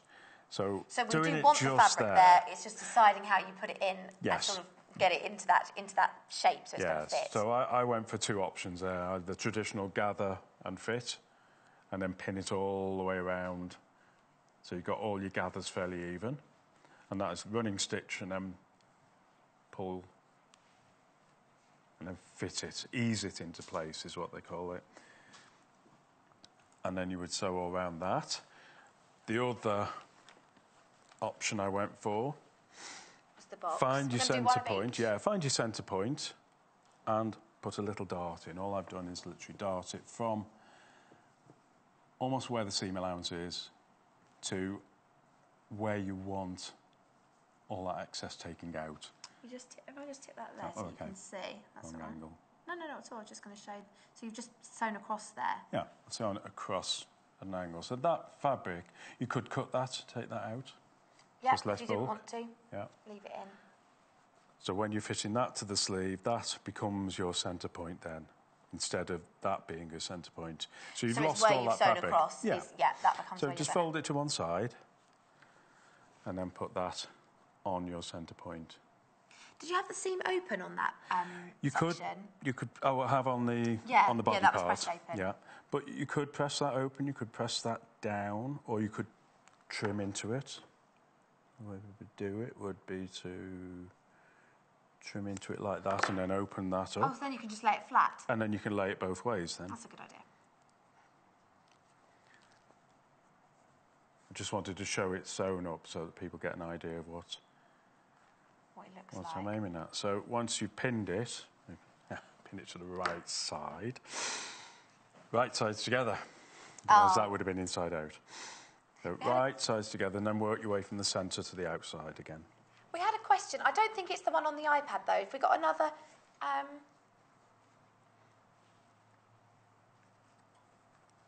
Oh, so this is from Jackie. Is it from Jackie and Paul? They said, brilliant show. Right. Morning, Jackie and Paul. And they wanted to know what size the shirt goes up to. So it's up to 3 years, but I'll just show you in the book. You've got a metre of fabric in the bundle, which is enough for any of those sizes. Yes. You can just see here. So you can go from, to fit 6 to 12 months, up to, there's 1 to 2 years and a 2 to 3 years as well. I'm glad you're enjoying the show. Jackie and Paul. Hey, good names. Yeah, so I should be called Jackie, then it works. Change your name to Jackie for just the for day. today. Honorary Jackie. Not easy to say that either. Okay, so pinning that, then you're just pinning straight edges. You're not doing any gathering because the gathering's been done at the top. So when you turn it out, that's the effect you get. I You've think that's still really got all smart. the fabric I in really the sleeve. like that. Yeah. Yeah. But you've just got that one little gather at the top there. I think that's really, really smart. I like that a lot. Just makes it a little bit more boy-like. Yeah, I think so. I think puffy it does sleeve give of it. a girl. I think if you were making it for a girl, I would perhaps lean towards doing the gather. But Yes. I think that box works really nicely. Yeah. Next on, I would hem the sleeve while it's still open. The pattern, the book pattern, actually does the set-in sleeve. So you would sew your armhole first, sew your sleeve, then set it in. So I've shown, again, another way. You don't have to always do that. You can do your sleeve open and then just... Because then you avoid having to have full just, circles. Yeah, just stitch from your sleeve right down. Obviously, right sides together, but just going to fold that to show you how...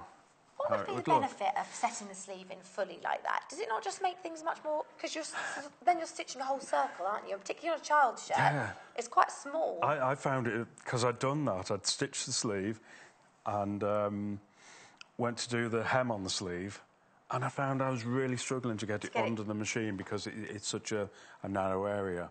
So that's why I was going to say hem the sleeve first. And then you can just do it. Then you can just sew it from one edge right down to the body. So again, the double hem, you'd probably press this first, 1/4 inch, and then 1/2 inch. I think it's centimetres in the book. So it'll be 1/2 centimetre and then fold 1 centimetre up. Over the top. Stitch along there, and then you might as well do that. Yeah, absolutely. If you were making this for a 6 to 12-month-old, doing that sleeve, setting it in fully whole would be really quite fiddly. It's a bit like doing doll's clothes, wouldn't it? Or like doll making. Like, I think the things I'm making are starting to get smaller and smaller. So scaling it down. You're going to have to make some toys for your dinosaur. What will they have for me next? Yeah, small dinosaur, baby dinosaur. And clothes for Derek the dinosaur. If you missed on Monday, Paul was in and he made a bowling shirt, exactly the same as one he's wearing, and also a dinosaur, Derek the dinosaur, who's now sitting out in our offices. So you can always go back on YouTube and watch those shows again on repeat if you want to. Also, the bowling shirt pattern, if you did miss that on Monday, we've only got, I think, a couple of these left in stock, but if you did miss it, you can buy that one this morning as well. It's the shirt that Paul's wearing. It's from Quick Sew. And there are 3 options in that pattern with different panel options if you want to add them. But it's from small to XXL, that pattern size. EFBR12, as modelled by Paul this morning. Thank you. In his automobile fabric. This one. This one. This one here. This one I prepared earlier. So this, again, I've not sewn it. I've sewn the hem on the sleeve so you can see how easy it was to do that rather than trying to get all that under your machine, because otherwise it's quite a narrow opening. I think this side, that was the 1 to 2 year old, this was the 2 to 3 year old. Okay. This is slightly bigger, but it still would have been a lot to try and squeeze and under. And in a 6 to 12 month, if you're going really tippy tiny. Size below that, it's like, no. Why? No, why would you do that to yourself? Why would you? Yes. So that's setting in the sleeve, and that is the not the gathered one, that is the darted one. So nice neat finish, I think. I like that one. Is that what you would have on your shirt? No, this actually fitted completely, and it didn't need any gather. Yes, it just fitted well. But that, I think, because if we'd have cut that to the right size to fit in the hole, there wouldn't be much material in the sleeve itself, and it would be quite tight round the arm. Yeah, so particularly if you've got a little chunky monkey. Yeah, you might have. Someone that likes their food, like I was. That and I was bald till I was 3. I had no hair until I was 3. So where's all this come from? I think my mum started to get a bit concerned. I was just never gonna get hair. So that's the sleeve in. We put the collar on, we got the sleeve in, and we're doing for time. Okay, so you're going to, what's you going to go? I'm just going to show the hem now, putting the hem on. Okay. Because we've sewn from the sleeve edge down to the lower hem. All the way down. Okay. Do you want to do that while I just show those other fabric bundles? And I'll pop back in a second. Yep. We'll look at the poppets together in a I'll second. come back to do that. I'll just show these. Okay. So let's take this with me. So first of all, the fabric bundles for the digger one that you've just seen Paul working with. So these bundles this morning, really popular. You get 1 metre of fabric with your diggers. This one here. And your thread. There's a cement mixer, there's a digger, there's a general sort of tractor.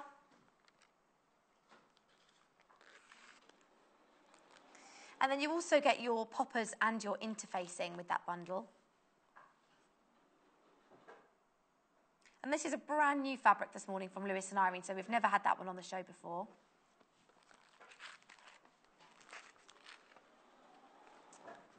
Now, our other shirt bundle this morning is with our bike fabric. So this is a sort of, it's quite a sketchy bike. It's quite a quirky, it looks like it's been drawn on with lovely little swirls. You can see it most clearly in the shirt here that Paul's made up. But you get 1 metre of fabric with your bikes, if I can hold both. Like that. Also, again, your thread, your interfacing, and your poppers.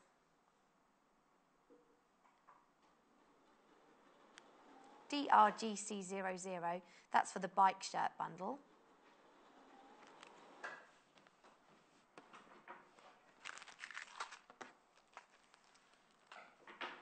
And then we've got 6 fabrics by the half metre this morning. 3 of these are brand new launches. So if you've just tuned in, we've got some premier fabrics in this hour. I'll start by showing you those. First of all, the most popular one, is it still cars and motorcycles?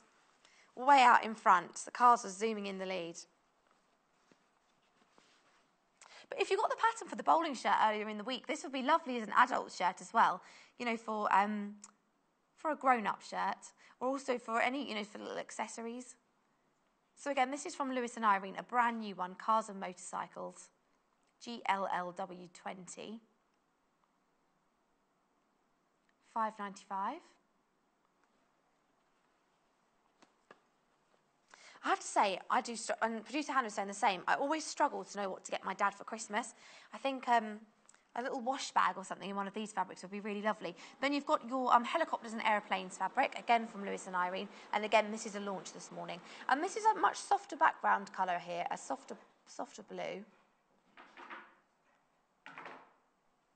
GPLW30.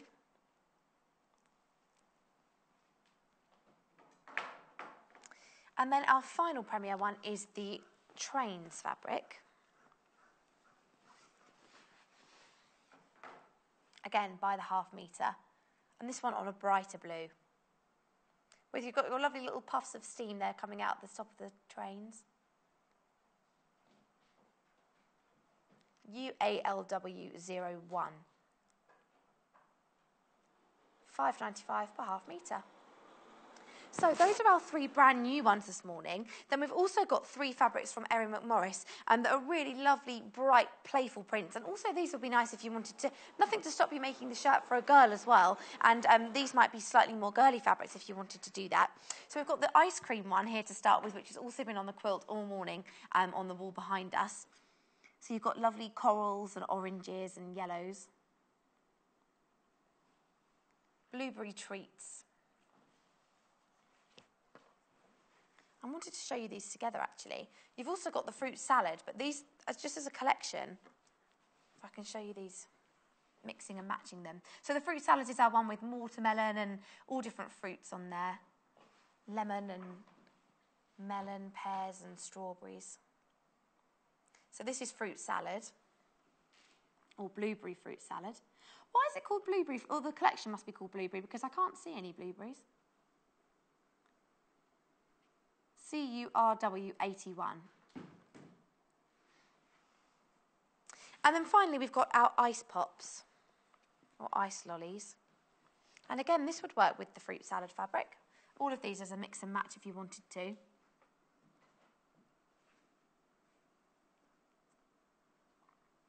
These would be quite nice for bibs, actually. If you've got little bits of fabric left over, perhaps if you had a metre of this and you were doing a bigger project and then you had, I know you'd have some left over from the shirt, depending on what size you made, but if you bought a metre, you might have a little bit left over to make a bib. SVRW93. So 3 Erin McMorris ones there. You've got your ice lollies, your fruit salad, and your sundaes. So let's head back over to Paul. We were going to look at putting the poppers on this little shirt this morning, our mini-me shirt. I feel like we should have a little mini Paul here. We need a little child model, don't we? No, we've got little Paul. We've got producer little Paul, but he's not here this morning. Paul, producer Paul, you need to come in to wear this for us. He needs to be here one day when I'm he's here. Not going to appreciate me saying that. I don't think that would fit him. No. Not quite. He keeps telling me how he's shrunk. Really? He's lost. Yeah, he said. I think he's lost an inch or half an inch. He said in height. I want to just show sewing the hem, which is very similar to what we did with the kimono earlier on, in the fact that we're sewing it what seems to be the wrong way, and then it that will then back. turn to create that. That would be the way it would normally be. That's the way it's going to end up. Yeah. But to get these edges tucked in, fold that back on itself that way. You don't need to press it back that way, do you? You're just going to stitch it that way. Because this is just to stitch it and then you're going to turn it back and then press it. As with the kimono. And that will create the hem. So all your stitching is along that band from one outer edge to the inner edge. Okay, you're not doing it all the way around the hem. No, just the width of the band. Just the width of the band. So I'll show you that.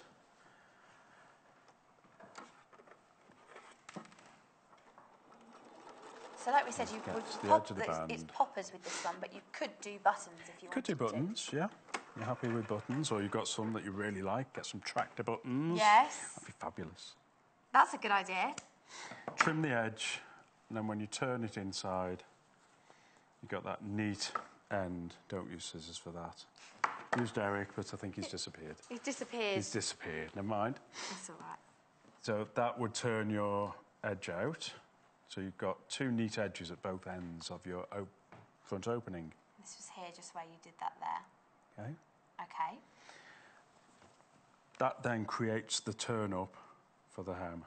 It's exactly the same as the kimono. Exactly the same. But on the kimono we did that double fold. Yes. And folded back to create the double hem. So here you would just tuck under that little bit. We had a lot more fabric to sort of get rid of at the bottom, didn't we, as well? Whereas with this, it isn't. That's this not the is just your normal allowance. So turn that under, and this is where you could press that into place. Turn it, press it, and then hem.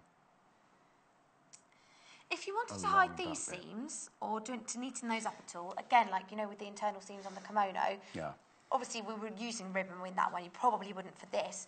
What would you do if you wanted to hide those? On this, with the kiddies' clothes, are going to get washed and washed and washed. So you'd be better zigzagging along the edge of there if you haven't got an overlocker. So zigzag close to the edge, and then when the fraying gets to where the zigzag stitching is, it will stop. Okay, so that's going to stop it, hopefully keep it nice and... Or you could do French seams. Yep. Or a mock French seam. Oh, what's that? Turn that, can we see that? turn one piece in, turn the other piece in like that, and then fold it on itself. Ah, okay. And it tucks the raw edges in. And that's a mock French And then seam. you stitch along this edge. So you almost folded that in like bias binding. It's almost like bias Sort of, binding, yeah. but it's like creating that effect. These raw edges here get folded inside, and then you stitch along that top edge. Like that. And it just tidies it all up. So a few options there: zigzag, overlocking, French seam, or a mock French seam. Or mock French seam. So you've got 4 options. Or Hong Kong, you could put the ribbon binding Yes, around if that. you wanted to. Yes, but kiddies' clothes are going to get a lot of battering, a lot of hammering. And if you're washing them a lot with, Yeah. you know, goodness knows what, down ice cream and fruit salad all down the front of your shirt. And I think zigzag is good. Again, another option. Fold it the opposite way, turn it under, and top stitch along that edge, but you'll have to do both sides. Oh, so that's kind of twice. Yeah, you do it twice. Yeah, so do along both of those edges. That way you'll get stitched like a double row stitching on the outside as well. So it could be a feature. Yeah, Can be so there's another contrast effect if stitching. you wanted to add it. Just Contrast depends stitching what on the outside. And would you do that before you did this hem at the bottom? Yes, I was just going to say that. Because otherwise you've got a tricky bit there. You're trying to fiddle things into there. So yeah, work that all the way down. And then when you fold the hem up, So make your choice on what you want to do, and then you'd go for this bottom then section. you're folding your hem up and then folding again. So you're getting that really neat effect. Nice and slick. Yes. I like that. Okay. So that's the hem finishing. So again, we'll do that side. I've done about 1 inch on this. I can't remember what the pattern said to do. If you do This pattern this inch morning there. is from the Home Sewn Nursery book, which is this one here. Lots of different projects that we've done. I'm sure you'll recognise projects in there we've done on the show. We've done the sun hat, we've done the dungarees, we've done the bowling balls and bowling pins, we did the elephant cot toy, and now we're doing the shirt from this book as well. So loads of lovely projects for small people. If you want to make as presents or, you know, to give to maybe family members or to friends. But it's a really beautiful book. Nice thick book as well. And a wallet in the back with all of your patterns in too. Yes, careful, don't cut your patterns up, trace them off there first, otherwise... Did you? Yeah, we didn't talk about that actually, No, did you? no, I didn't. No, I actually photocopied them and Went then from there. cut round that piece of paper together and cut it out from that way. And you get all 3 sizes on the one, so it's worth... So it's just choosing which one. Choosing which Must be size this before one. you cut it out. We've used lots of these, as you can see. They're a great idea. Because it's better than with some books, you get just a drawing of it and you've got to scale it up yourself. If you don't have a scanner or, you know, have to go to a photocopy, someone with a photocopy. It can be a bit difficult, but that is good in the fact that you've got the actual size patterns there. I like the wallet idea as well in the back, Yeah. that it just keeps it all in one place.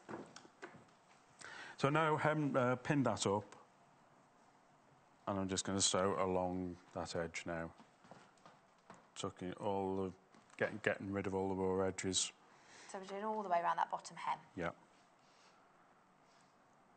So how are we doing for time on that? We've got about 8 or 9 minutes. 8 or Are you 9 minutes, Yeah, okay. you're Can I good. just show the pocket flap course then? you can. Because this was different to what we did on Monday. Yeah. On Monday we didn't put a button Did we flap do a down on. We did an did open we pocket. Yes, just Yes, an it open was just pocket, like literally just a slip pocket. down round the bottom 3 edges. So So we're doing this one now. Yep. So with this one, you've got your standard pocket. It's been sewn out. I'll show you how it's done, in case people didn't see Monday. Fold over, again, what you think is to the wrong side. Fold to the right side, and then you would stitch your seam allowance down one edge, carry on down, across the bottom, and back up. Yeah. This stitching gives you a fold line for where your pocket's going to be. So for the actual final shape of the Yes. pocket. Yeah. So then turn that all back round the other way. So let's go with those. That creates your pocket, and then you just fold the others over. To pop on. place where you need it or where you want it to be. And the placement is described in the pattern, or that's just down to you? No, it doesn't in the pattern. Okay. I think it's just where you want to put it. So it depends. Yeah. You could do 2 pockets if You you could wanted do to. 2, one or on you each could- side. Yeah, not a problem. And then we get into the top section of the pocket, which flap. we didn't do. Yes. This is a strange shaped piece. It's not just rectangular. Imagine that I've cut the corners off there, but it's square and then it comes in a bit, so that the top of the pocket gets sort of tucked in, like slight taper on it. So stitch that the right way or the wrong way, right sides together. Yeah. The normal way of stitching. Turn that inside out, and the reason for that taper is that when you fold your pocket over, it's sort of tucked in underneath. So it overlaps it, kind of, gives it that overlapped nice it. edge. So what I did on that one, I just did a zigzag stitch down that edge just to stop the raw edges fraying. Let's just show you that edge quickly, sorry. Just along here, on that main pocket flap you can see here. Yeah. And I think you could top stitch that now. Top stitch around the edge for, again, another either contrast stitching or just to secure it a bit more. So you see on that I've top stitched around the edge of the pocket. Just here. Yeah. Yeah. Now where you put your pocket on then decides where you're going to put the pocket flap. So, do you put the pocket on first? I would put the pocket on first, yes. That's the gathered sleeve. So sew your pocket on, reinforce the top edges. I don't know how much will get put in these pockets, it's so tiny. No, but, a lollipop little hands or, will probably get in or there, something. a frog or something like that. You never know. A couple of fish or something, yeah. Line up the other pocket, the pocket flap across the top. Line it up with the top of the pocket. And then we're just going to pin that into place. Line up your edges. And if you want to put the flap on first and then line up the pocket underneath that, that's an option. So let's assume the pocket's already on. Yeah. Yeah. Just for speed. We had a question as well, actually, from Alison. Morning, Alison. Morning, Alison. Love the show and information. I used to do a run and fell seam. Could that be used? A what, sorry? A run and fell seam. Yes. Yes. What's that then? That is a seam you normally get on either the outside or the inside of jeans or trousers. Ah, okay. Where you've folded, you cut one edge of the seam allowance in half and then you fold the other one around it like that. Ah, so you and then you wrap stitch. it in. So from the inside. You tend to do that on the outside. So you do you seam the wrong way. Yeah. Yeah. And then you trim one of them to make it shorter. I'll show you in a moment. So it would be another option instead of with the overlocking and zigzagging, and the mock French seam. The run and fell would be another option for that if you wanted to. And the way you would do that, you would do this on the outer side. You would trim one of these in half, so it would be that like size. That, yeah. Then this one gets folded over and tucked underneath. Ah, okay. And then you stitch along that edge. So then you've still only got one lot. Yeah. You haven't got to do 2 lots of Exactly. stitching. And that can be done on the inside or the outside.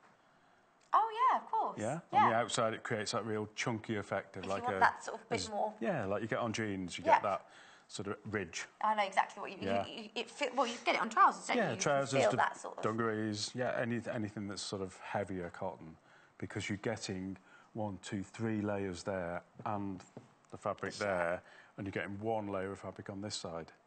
So all of a sudden you have all of a got sudden a slightly you've got a bigger, very, very chunky seam. Quite solid. Quite nice though, from military. We're going very strong. solid, very, very reinforced. We've only got about a minute or so, Okay, Paul. We've a gone. minute. I know. That's the pocket flap stitched into place. Then just fold it down and then stitch again along that top line, and that just makes sure it flaps down. You'll see on the other one, I've done another row of stitching along that top. So you've sewn it in place once, fold it down, stitch again. There, and then stitch again along the top. Okay. And just really quickly then, any advice on the poppers? Any advice on the poppers? Mark them very well. Make sure you line them up. You need a hammer. Yes, we've had two demands for hammers this morning, Janis and Paul. Pressing and squeezing them is not enough. I'm careful. You don't want to be putting it through where you've got interfacing. So another reason not to interface the front. Otherwise, you've got another right. thickness to get through. Yeah. So they really go well through about 3 layers. But really need a good hammering. So you can't just squeeze them shut. No. So it's just layering those up properly and then securing them into place. You've got 4 pieces to it, so make sure you've got the right piece fit into the right piece. They're labelled 1, 2, 3 and 4. Okay, so you've got to follow. There's instructions in the pack, fits to 2 and 3 to 4, obviously, and then make sure you're getting them. And then they're going to go way. across like that, so you can see you've got 1, 2, 3, 4 different pieces there that you just then need to obviously... Yeah. Let's just show you. There it is. So this pattern for the military shirt is from the Home Sewn Nursery book.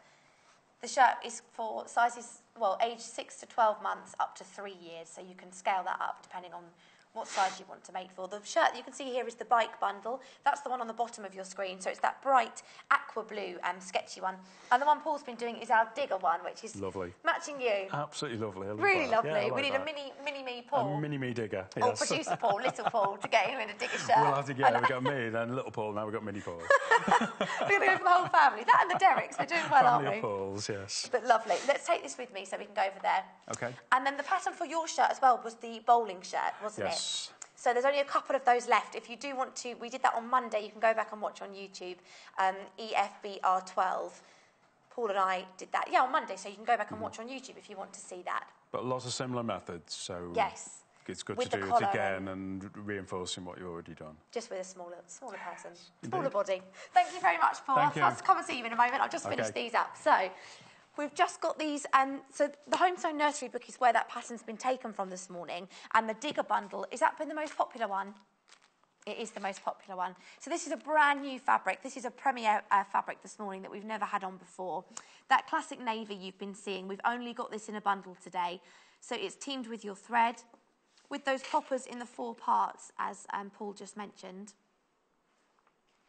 And your interfacing as well. AGGC00.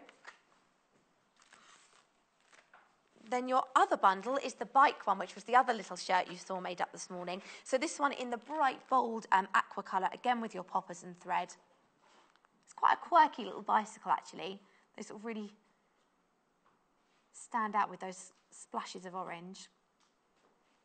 DRGC00.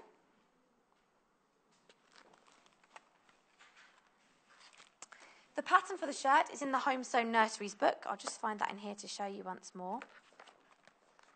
So maybe you've already got the book. Perhaps you've already made some of the other projects in here that we've done before with Janis and some of our other designers. And the military shirt is in here. So if you've already got it, then you just need to add your fabric. If not, this is the shirt pattern. All of your instructions and full-size templates in the back of the book as well. So you don't need to do any scaling up with your photocopier. $14.95, and there are loads of different projects in here. Toys and clothes and furnishings for a baby's room or for a nursery.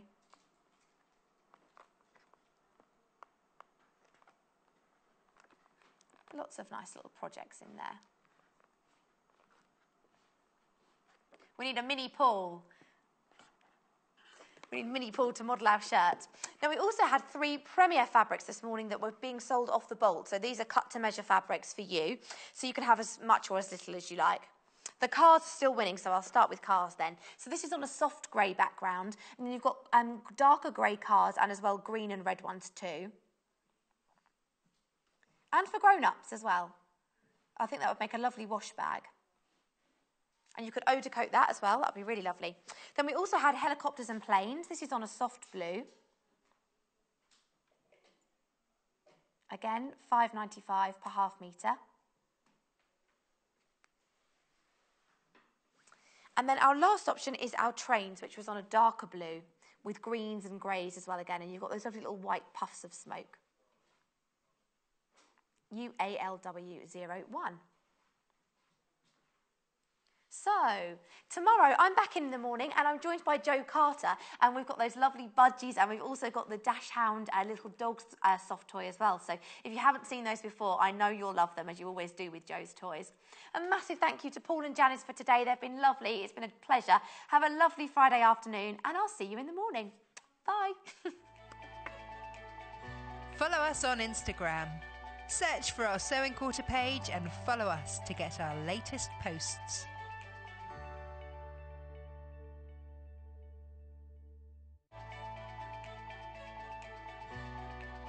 us on Pinterest. Search for our Sewing Quarter page and follow us to discover sewing work we create and love.